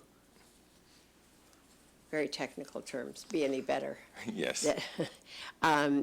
So that one is, you're now upgrading SAP, you're continuing to upgrade SAP. For your needs. the item we're going to take to council is a plan to upgrade our SAP, which includes hardware and the So, software. so you're not in the process of upgrading it now? You're looking for approval first? Yes. Okay, yep. thank you. Mhm. Thanks. Approval for 2.2 versus the 2.1 kind of thing? Yeah, yes, yes. Okay, meaning the 2.1 was the old one? Yeah. And we're going to the new one? Yes. And we're limping along in the meantime? Yes, we've been on an unsupported platform for years now, and now we're getting to a supported platform, both hardware and software. Okay, thanks. Thank you for So actually, just Chris, so, you know, blowing it up larger. a lot of the people are moving from like traditional hosted like SAP systems to more, or sorry, a lot of people are moving from like on-prem type SAP systems to like hosted versions like NetSuite and others, because they found it just a lot cheaper to support and maintain all that kind of stuff. What have you guys found so far? Based on the RFP, that wasn't the case because the NetSuites and so forth didn't respond to the RFP. Oh, So they weren't an option at that point. I see.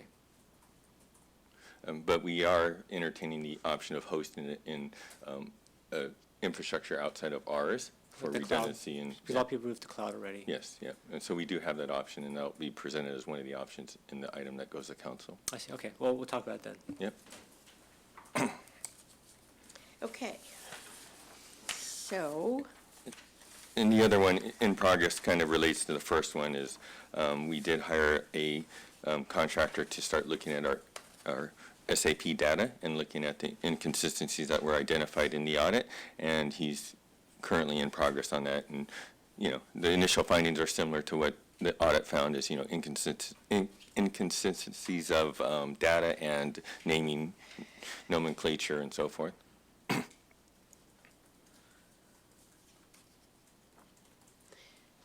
okay, the one that I'm looking at now is on page 51, and it's in the middle, which indicates that they want, it says you're requesting from the council a more senior classification to reflect the increased responsibilities expected as a result of implementing an industry-standard data governance framework. Is that SAP? No, it's actually a framework that applies to SAP, so how the data is entered, how the data is maintained within the system. So SAP is really the platform that hosts the data. The framework, the data governance framework, is actually really governing the actual data within the system. Okay. Do you have an example to give? So if somebody was going to say, enter a page where there's name, Yeah, we'll take a really easy example, defining whether we use ST for street, we use street, we use RD for road or road. Those are similar. Can I jump in? Sure. I think one way to think about this is a lot of what Darren would be reporting on would be hardware, software, stuff in the cloud. This is different. When we talk about governance, we're really talking about the staff's practices. We need to like start agreeing on some rules and writing them down. Okay, How that's are we quite gonna, different, yeah, yeah. how are we gonna Okay. enter the data? Who gets to make those decisions? Everybody's gotta agree to do it the same way. This department may prefer to do it this way, that department has it all in their subsystem another way. So just hashing through, are you gonna call it STREET or ST period or ST? Is something that Yeah. people have opinions No, I about. can understand why that would Right, be a so, huge issue. Yeah, Yeah, so. yeah. Because otherwise, if you're doing a search, you're probably getting into, Yeah, and then you have duplicate records because one person enters ST, the other enters it as street, so you have duplicate records as well, so. I have often 5 indications on here. And I don't know why exactly, but probably something exactly like that. Yeah, so that's the data governance framework, is really defining best practices for departments to leverage. Okay, that's helpful to know. and you're looking to customize it for each department? No, this would be No, general, okay, yes. okay, This would thank be you. citywide data governance, and it would involve all departments. This says from now on, when you want to say Waverly Street, put down ST, skip the period, save the, Yes, yes, yeah, okay. yep. All right. And the other work And the on that expectation is, is we'll all know to do that. yep, and the on the flip side, the other work is cleaning up the current data and reducing those duplicates and identifying those as well, and applying the standards to the existing data. Okay, So it is a large effort. okay. Any questions from your end? Yeah, so, I'm not sure you followed the comp plan. The comp plan we did approve like a year or so ago.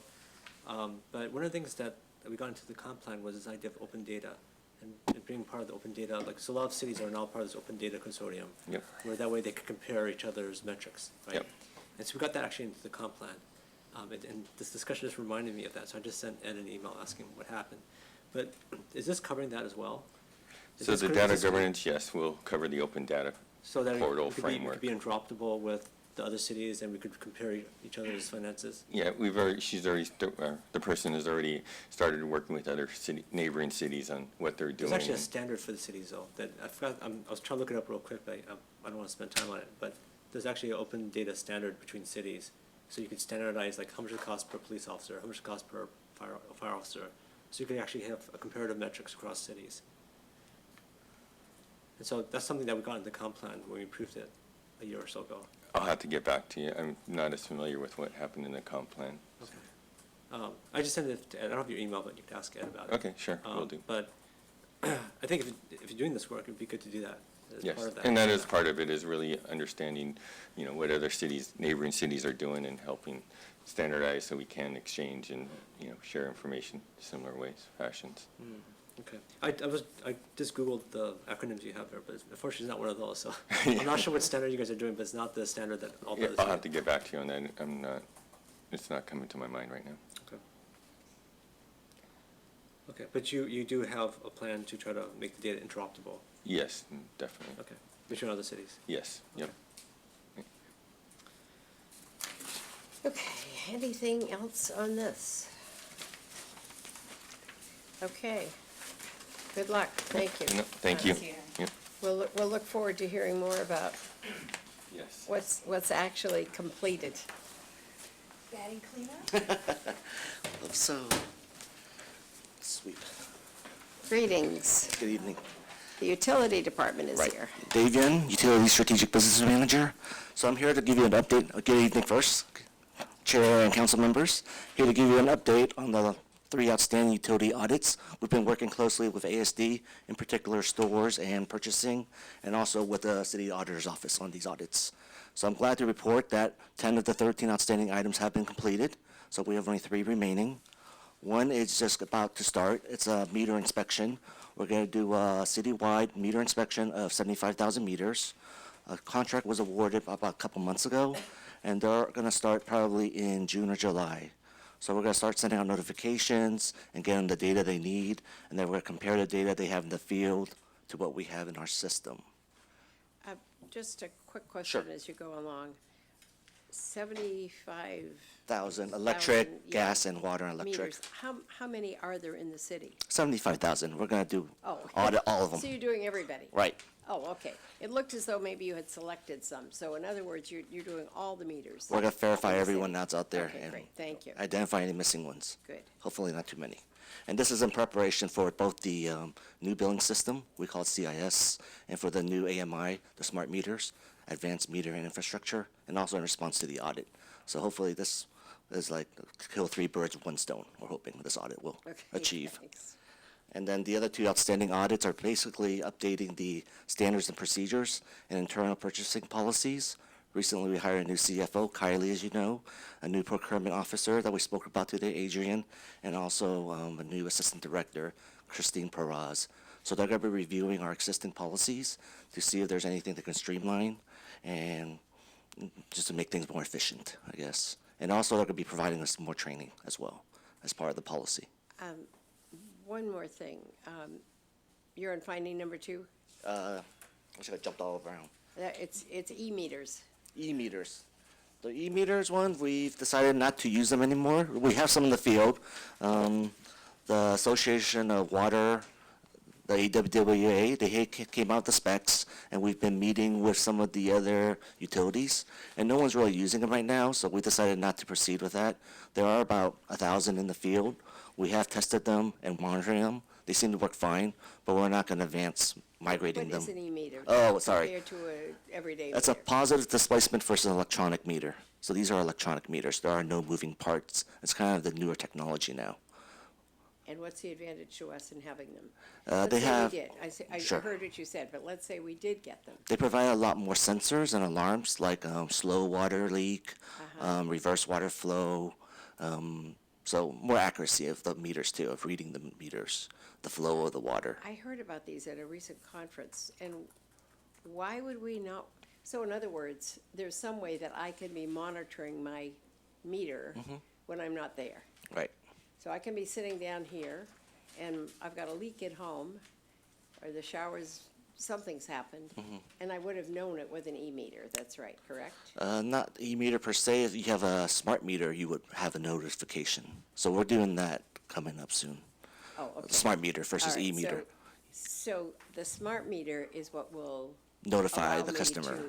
to go take care of whatever the problem is. Right. It's two-way Okay. communication between the customer and the utility. And when do you imagine that we'll get into that field?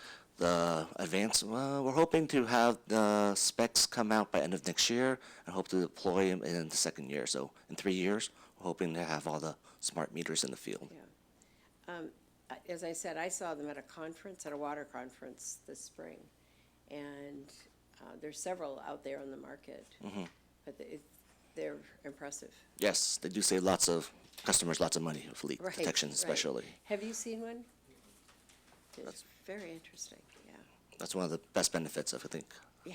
advanced meters. Well, I'm going to guess, though, that if I wanted to buy one for my house now, I could buy one and use it, right? You could buy a monitoring system, yeah, you could attach to the meter and it would notify you. It wouldn't notify the utility, but you could get, No, yes, Right. right. But, for example, if somebody had a vacation home up at Tahoe or down at the beach or wherever, you can have that smart meter applied and know whether or not you've got a flooded basement or something. right. The great things about these smart meters, you can set notifications, so it'll detect usage patterns. If it's out of normal, if it's flowing constantly, it'll alarm you. So we are working toward that. Yes, it is a $19 million investment, but we are proceeding with much? 19 million? 19. Put it on the 19. P card. No P card. Yeah. We have money set aside for that, though. Okay. So you've already got that set aside in your utilities budget? Yes, that's correct. So it's, pardon? It's been approved by finance, Good. Okay. I didn't know that.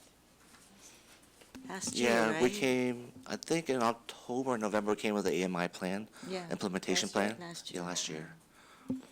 And we'll be happy to come back to council with another update as we get closer. We've been giving UAC updates on a probably quarterly basis, but right now we're still kind of in the procurement phase. Good. Okay. So finance said yes to it, right? Yes, Good. resounding. Okay. Questions? So,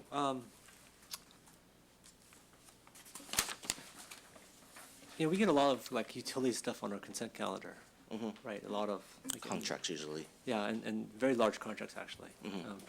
Your department probably is some of the largest that we've seen, Correct. millions of dollars. And sometimes, like for instance, on the celebration thing that just happened, that was just a direct award, right? Which I think was ended up being what, $18 million or something like that for downtown. Right, the upgrade downtown project was $18 million. It was across 3 departments. That Yeah. was planning, transportation, public works, and utilities. Very, very big dollars. And, direct awards is, there's no competitive bidding, right? It's just, here's a contract, here's a ranger, here's a contract, right? We did competitive bid on that one. We just didn't receive any responses or any bids, so we did.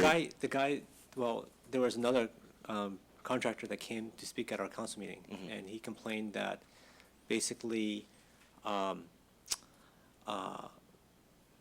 reason why he didn't bid and no one else bid on that contract was because there was onerous rules where you had to work during Christmas and Thanksgiving, and so nobody bid on it.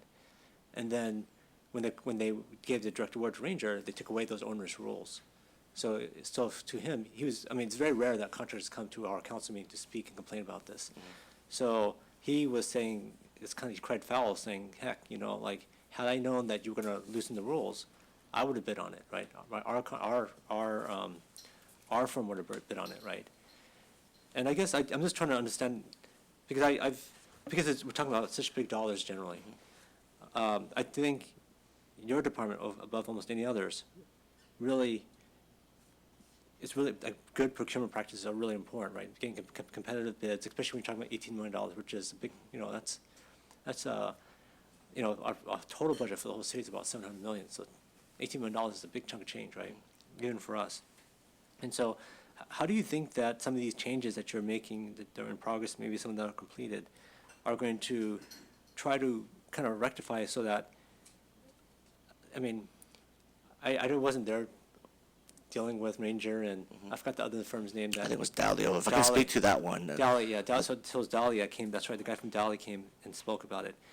And so it just, I mean, it just seems like if you're making a super major purchase, right, you can buy a new car or buy a new house, you kind of shop around a bit, right? And so, you know, that guy was saying that basically, I mean, he was inferring that basically this is so that the city could give a direct award, right? Instead of having to do a competitive bid. And so where, like, just one set of rules, let's say, for instance, you guys do a contract, well, this downtown pipeline is a good one, because basically it's the same work, but the time frame of the work was drastically different from what Ranger got, from what other contractors got opportunity to bid, right? So I guess I don't think anything nefarious happened here. I think probably what happened was the city wanted to accommodate the business downtown and try to make everything, you know, try to get everything finished as quickly as possible, and I get all that. But then, in some ways, it's not quite a fair playing field for all the vendors, right? Because you had such a restrictive contract that a lot of vendors didn't want to bid on it, because who wants to work on Christmas and New Year's, right? Especially when there's a labor shortage. So, so to me, it would be like, if you're going to loosen the rules, you go for another RFP, right? If you're going to loosen the schedule and not make people work on Christmas and Thanksgiving and all that kind of stuff, you should open it back up to everyone. I mean, maybe and I get that the work didn't change. You're still, like, replacing the pipelines, all that stuff, but the schedule is also important, right? Because people have to employ people to get to work at these times, right? And so I guess, to me, what's really important, especially when we're talking about such large dollar volumes, that we, you know, if we put RFP out there and there's no bids, maybe we need to, like, change our RFP to make it, you know, more flexible for people, and so we get some bids. And then we compare back, you know, who we pick, right? Because sometimes I see, like, the thing that kills me is when I see these things on consent calendar, that basically direct awards or no bids, right? Or only one bid. And I just wonder if we're really getting, you know, really maximizing our residents' dollar appropriately, right? When we're not really shopping around, not really getting competitive bids. And so I think, you know, so it sounds like a lot of these things seem to be trying to make better things around some of the procurement, but I don't know if you guys can speak a little bit about that, but that's something which I think is important. Okay, I can speak a little about the upgrade downtown contract. So, under the municipal Is that the one code, you were speaking about? Yeah, the one that the Yeah, celebration that right, happened yeah. at 3. right, so we did, since we got no bids, oh, sorry.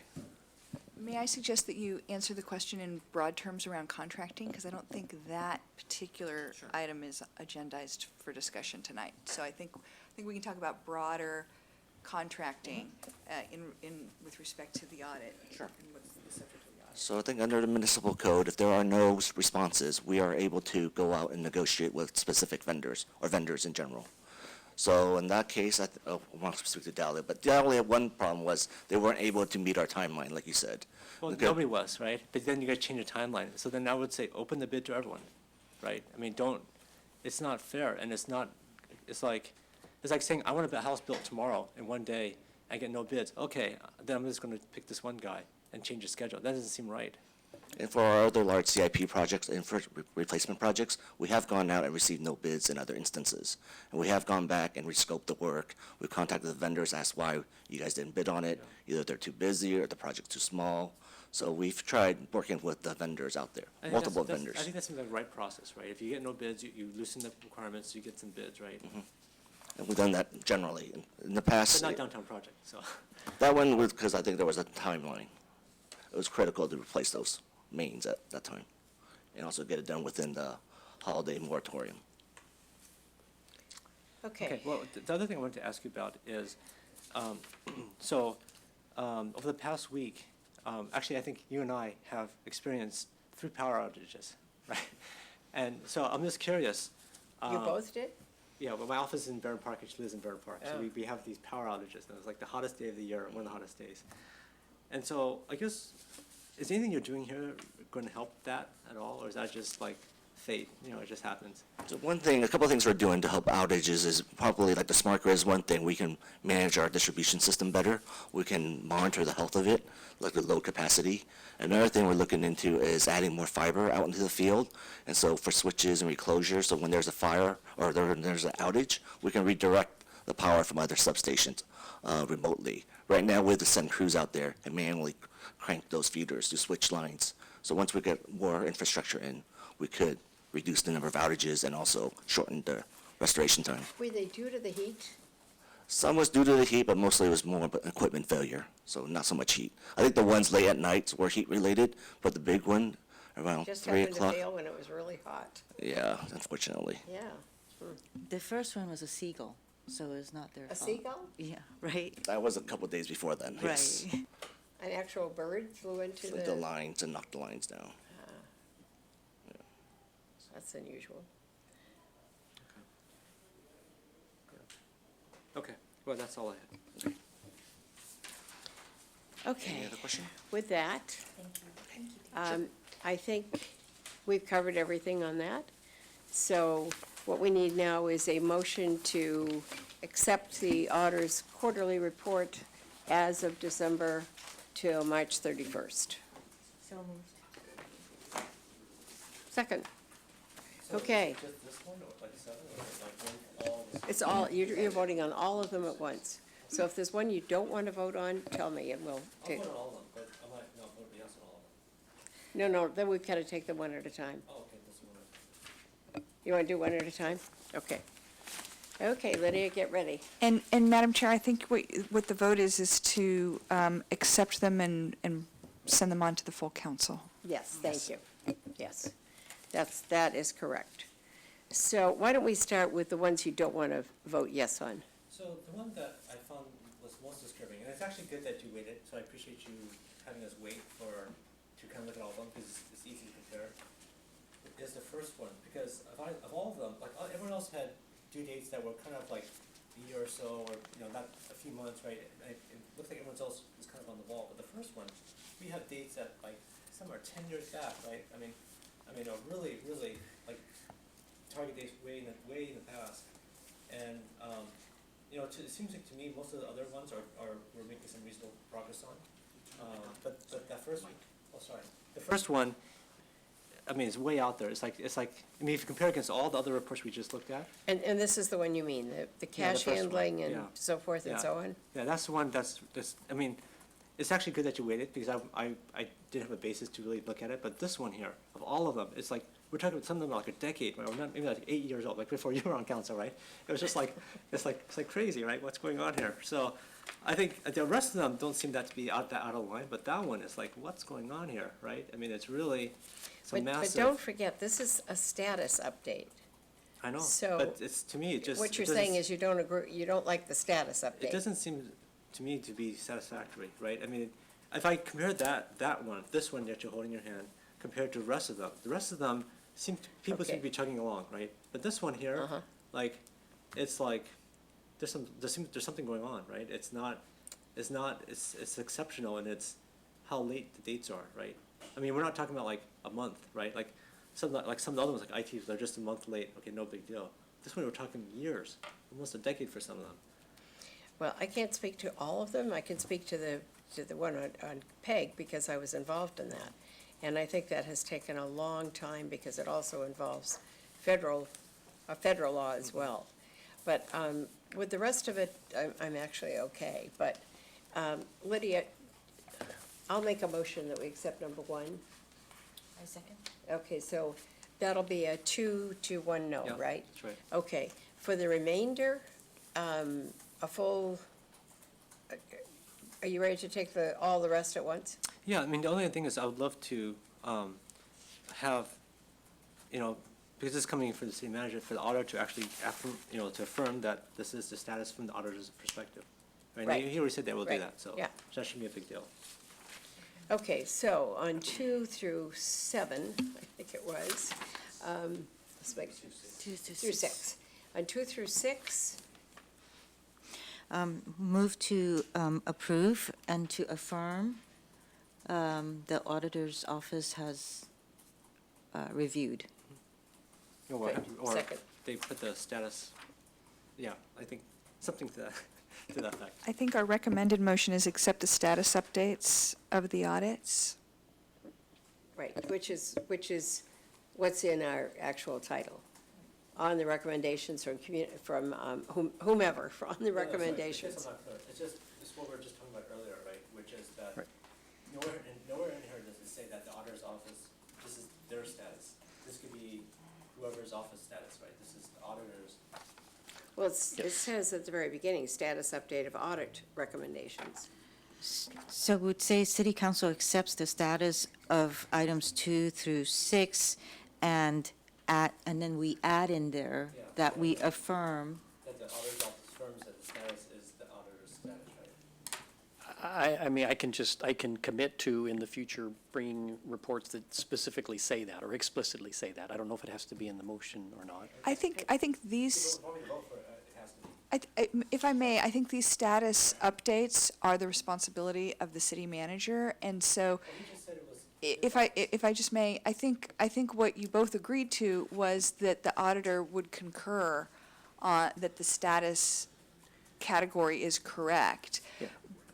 But I don't think reframing the whole report as the auditor's standing by everything in the report, I think miscommunicates whose report it is. Yeah, I mean, what we concurred with was that the column that says this is the current status, we already do check on that, but we don't explicitly say that in the report here anywhere. So if that's what we're trying to get at, we're certainly fine with that. And has that been best practices through the years? That the Sure. procedure that we have right now? Sure, for all the reasons that we talked about, if it's just city management reporting, this is our status, and there's no independent check from the auditor's office saying, yes, we concur that this is completed, we concur this is still in progress. So we are actually doing that. We spent a lot of time with the departments doing that. But you're right, we don't explicitly say that in the report, and we should, and we will. Okay, in that case, then, you comfortable voting for that? Yep, if that's Okay. what you do, sure. So that's a, Without, just that staff okay. well, let's have Kim read it back. I was just gonna ask, could you say your motion one more time, please? Yeah, actually, this is Lydia's motion. So basically, we move that the city council accepts the status updates for items 2 through 6. And, Oh, and that. Oh, yeah, sorry. And that the city auditor's office affirms that the status is in line with what the auditor's office has checked, right? That this is not someone reporting their own status, right? This auditors has actually checked. So you want to add that in? Yeah. okay, can you get it down to Shorter? a short phrase? Auditor's office confirms the status of every item. Okay. Because I don't believe people should check themselves. It doesn't make sense. So Okay. you want a second? You want a second? I'll second it, sure. Okay, in that case, anybody who doesn't wish to vote for that, put up your hand. Otherwise, we're going to call it a 3-0. Okay. Okay, the only thing we have left to do at this point, thank you both, and thank you very much, Dawn. Sure.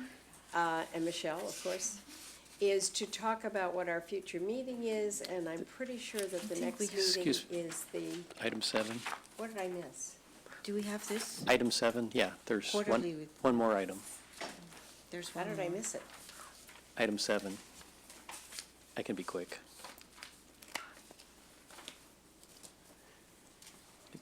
Oh, quarterly yes. report. Sorry, yes, this is the one you and I went over today. Yes, right.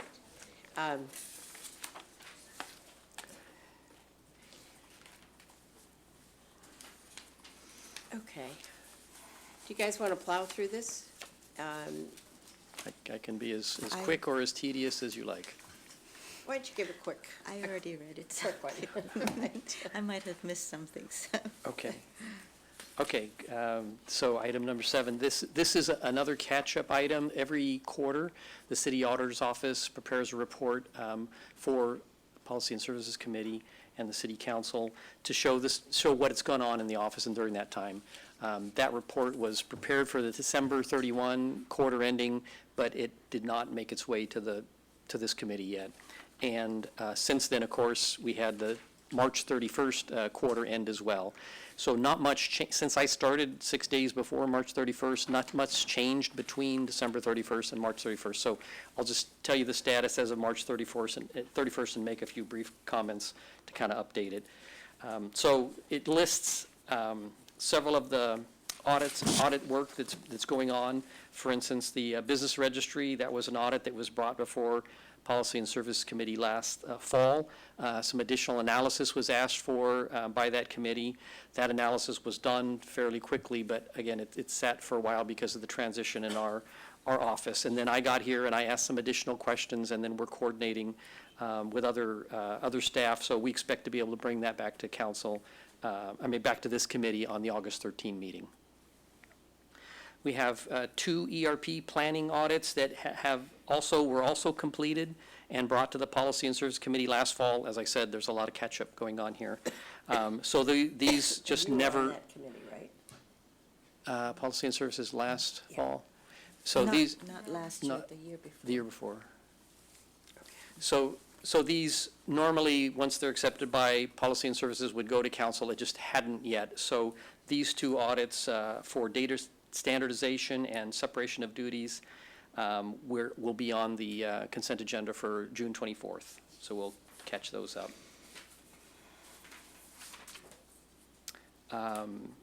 The Code Enforcement Office, as of March 31st, was outstanding, but that was actually approved on the council agenda last night, so that one's moved along. There are some audits, however, that are in varying stages of activity, like the audit of the personnel data, utility customer data, mobile device and inventory security audit. Those 3 are in varying states of either report writing or needing my review. So at some point, once the auditor is finished and has written the report, it needs my time to go in and review them. So that's, now that we've cleared out a lot of the backlog, I hope to be able to turn more attention to actually reviewing some of the audits that have been on hold. Like the nonprofit service agreement audit, I have actually done quite a bit of reviewing on that, so that is moving along and should come before this committee later this summer. That was a nonprofit. Nonprofit service agreements audit, yeah. That one we're fairly far along with, and we hope to bring that to this committee in the August meeting. Then there are some other audits, and again, in various states, contract oversight. There's one on transferable development rights. Those 2 had been on hold, again, because of our transition, but we've begun to move forward on those again. Other things, see, I'm trying to figure out what to highlight here.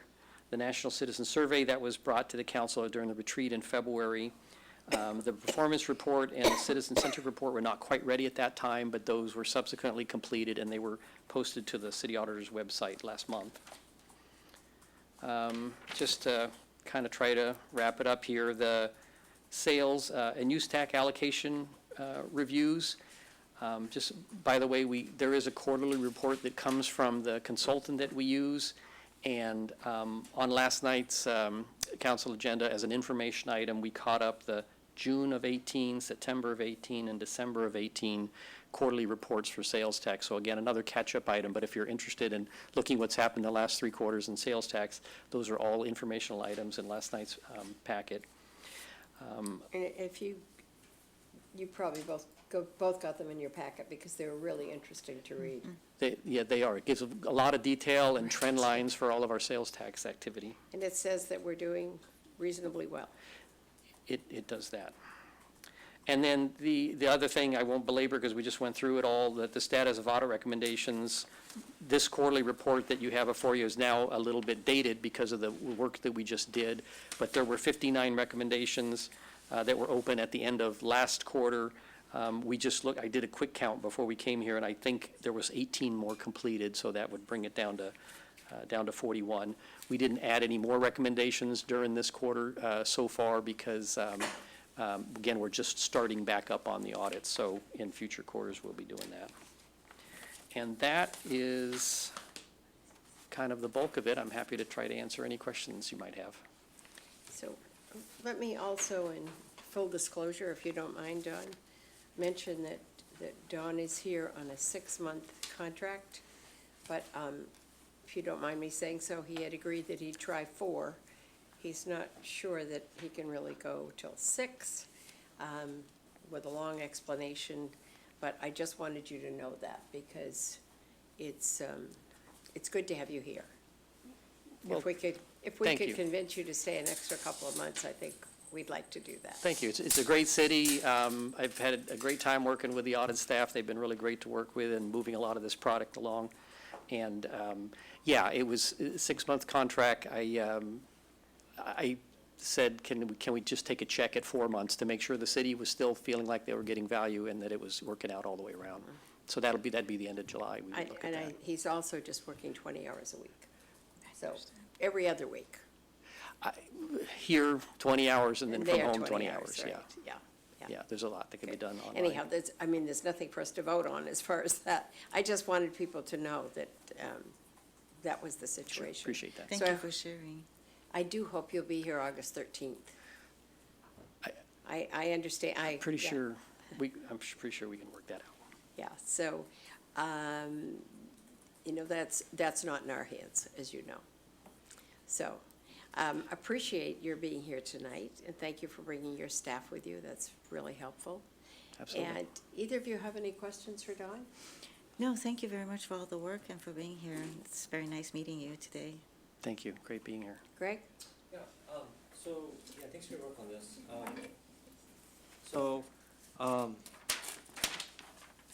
I guess first a broad question, which is, given that you've, I guess, worked in different auditors' office, right?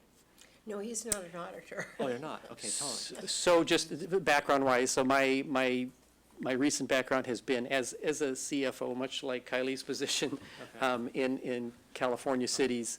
However, I started out my career as an auditor. I'm a CPA, and so that gives me the qualifications under the charter. You have to be a CPA or a CIA. So I have auditing background. I have the credentials to be it. But my most recent background was actually as a CFO type. Okay, well, sorry about that. And he actually knew Jonathan Layton in Beverly Hills. which Yeah, I Actually, worked tell me that, too. Yeah, we Which is crossed great. over there. So, okay, well, maybe I'll ask the question this way then. So, what do you think that we should be doing that we're not doing right now? In regards to The auditor's office. the auditor's office should be doing that we're not doing. So We're getting far afield. in my very brief time here so far, I find City of Palo Alto's auditor's office to be really quite robust and quite complete.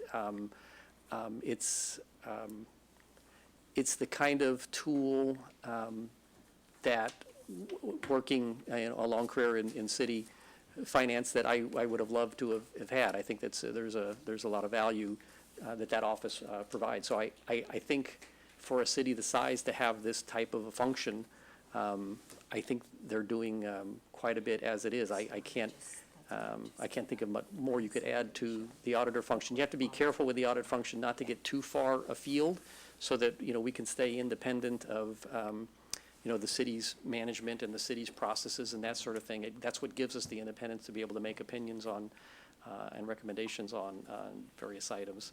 So I, So let me make a suggestion, though, because we've come way off agenda at this point. Why don't we adjourn, knowing we're coming back on August 13th? And then, if you and Dawn want to continue that conversation, I think that's a good conversation. Well, are we supposed to vote on this, or what? Yes. The vote on what the last one is? yeah, the last Yes, item. I'm sorry, yes. Yes. Lydia, would you? Well, I actually have some questions about it. Oh, So, okay.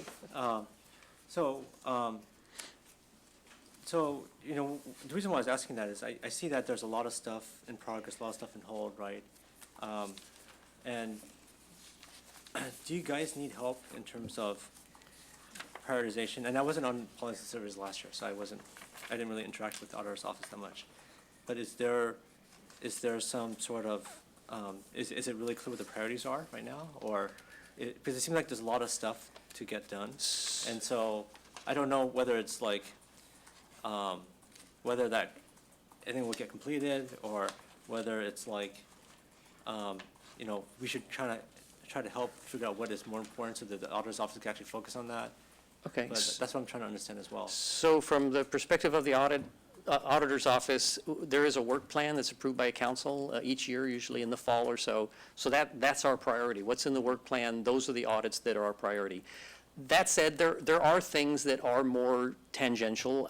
As an example, we have been managing the performance measurement and the National Citizen Survey, that process. That is, however, transitioning to the city manager's office, who may distribute that different ways, because that's the sort of thing that it could be in the auditor's office, but it is kind of tangential. So if that performance management project and National Citizen Survey was elsewhere, it would allow us to focus more on audits. I hope we don't get too worried about the items that are on hold and still in progress. That really is a function of our office is unique in that without a city auditor sitting there, a lot of things can't be signed off on. And so it was very difficult to move things forward. But we're moving those forward now. But moving the National Citizen Survey and the performance measurement process to the city manager's office, however they want to distribute that, actually assists us to be able to concentrate more on audits. We've had discussions with Kylie and in administrative services about what to do with like the sales tax auditing. That could be done in different places as well. It doesn't have to be in the city auditor's office, so we've considered whether or not to move that. So there are pieces like that. You know, what are our core responsibilities? There's some things that only the city auditor's office can do, and those are the things we like to focus on. To the degree there are other things like those I've mentioned that might be better suited somewhere else, we're talking about that and making moves like that if they seem to make sense. But just making moves like that would help us have the time to focus on some of these audits. Okay. I think the National Citizen Survey seems to be reasonable to have moved that over. But the performance report, I wonder, because it's a performance report of how the city manager's organization is doing, right? And for them to be having their own performance audit seems kind of a little bit odd to me. I'll speak to that. It's not really an audit, and so it's really, if we're going to manage by our metrics, which is what we should be doing, and I would argue we need to do more of, then I think that the folks who are in charge of the operations need to own those metrics.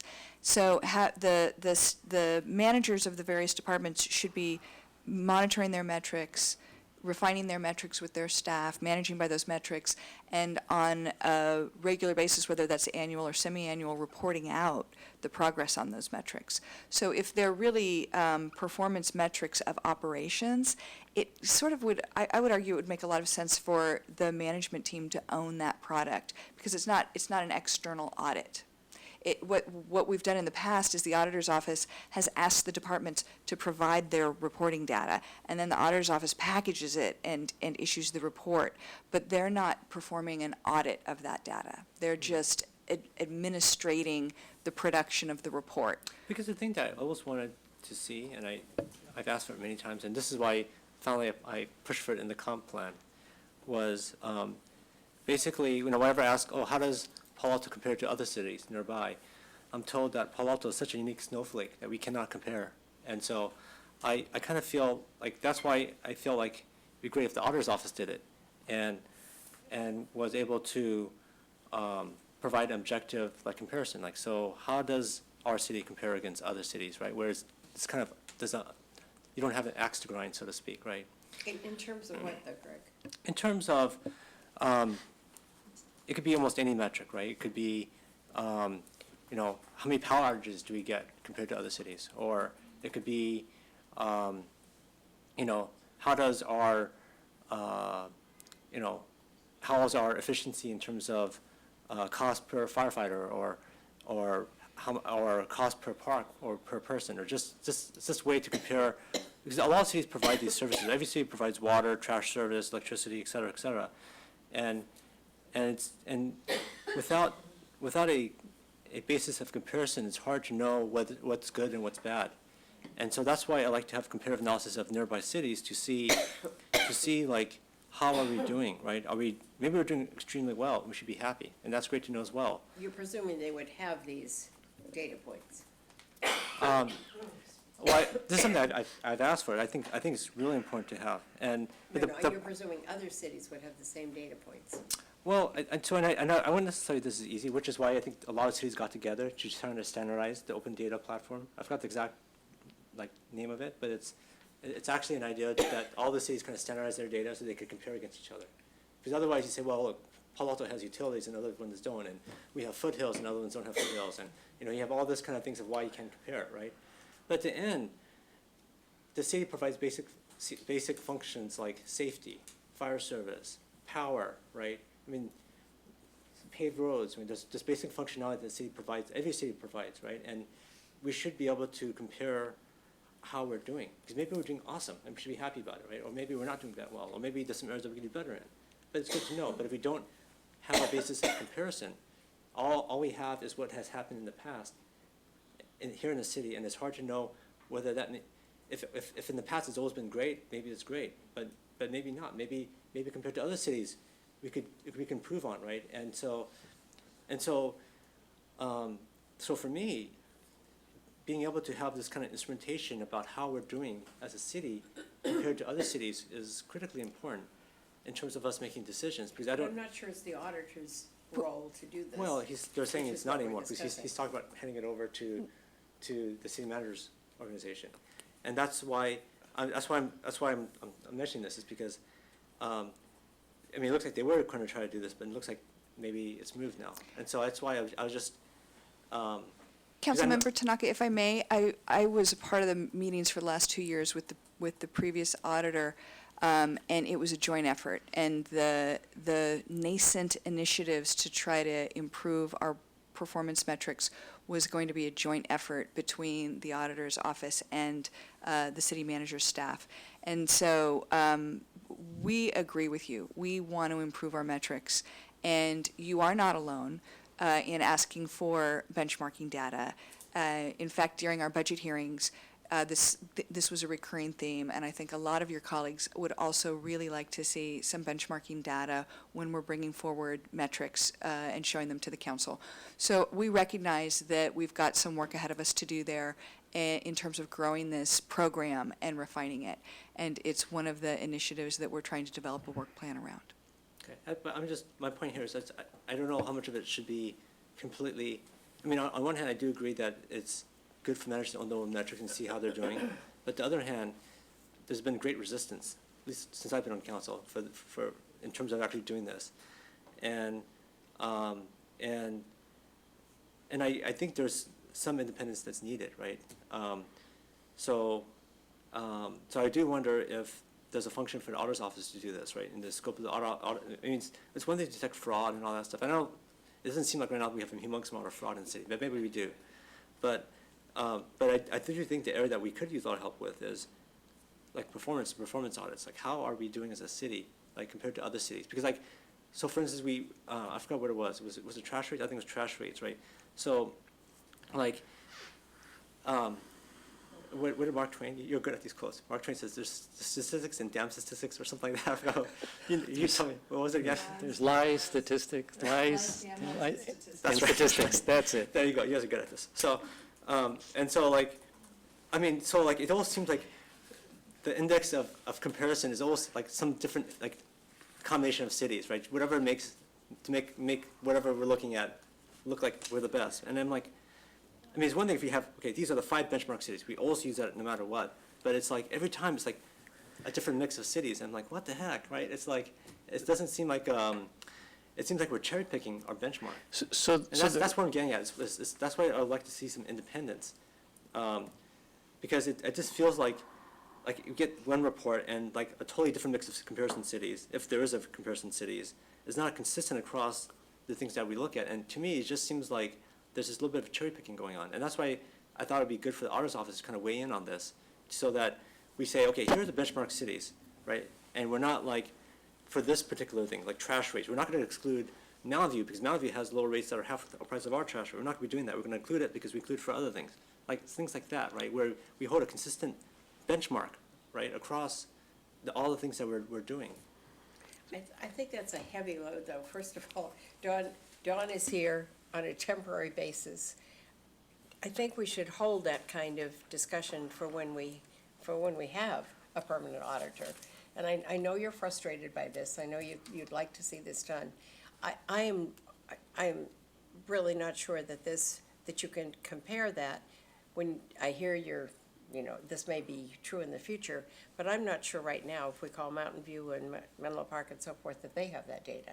So for us to compare that, but first of all, we need to find out if they have some of that before we say, yes, we're going to go ahead and do it. What I could offer, at least in this time, is that we are beginning to think through now, what does next year's audit work plan include? And so there may be some questions like that could be added to the audit work plan. Now, the entire performance measure, having a performance audit of the entire, there's a lot of statistics in there. There's a lot of. We don't have to boil the ocean, but just get some basic stuff going. I think it's better than nothing. There might be. Don't keep picking different basket cities every time we compare something, because that just doesn't seem like, to me, every time I see that, makes me think it's not quite right. So that's something we can give some thought to that in next year's audit plan, which would come in the fall. Are there some pieces of that we could, peel out and look more specifically at with neighboring cities and that sort of thing? And maybe we But could that's- agendize for August 13th. Sure. I mean, you're the chair, so if you could, I'd appreciate it. Yeah, we could do that. Yeah. Have a more philosophical discussion. Sure. But what in the meantime, what I particular are you trying think, to get from us on this, though? I think we've given this our all. Since it was a quarter that ended, like I say, 6 days after I got here, it's really just for your information, so you know what occurred during those 2 quarters. Believe me, the June quarter that we'll bring on August 13 will be much more interesting, because there's been more activity this quarter. These, as a matter of process, I need to bring them to the committee, even though there wasn't that much I actually believe the time. auditor's office is incredibly important to the city, and so I actually want you guys to do an awesome job, right? I want to empower you guys to do it as well, so that's my thoughts. Appreciate that. So, In the meantime, we need to vote on this. there's not much to vote on it, you just want us to read it, right? I think it needs a vote. right? Well, we had said, though, that because there's a recommendation on it, we had Oh, said yeah. we would vote on it. Right, there's a So rec- Lydia, as the prime maker of the motions, Thank you. Sounds like a promotion.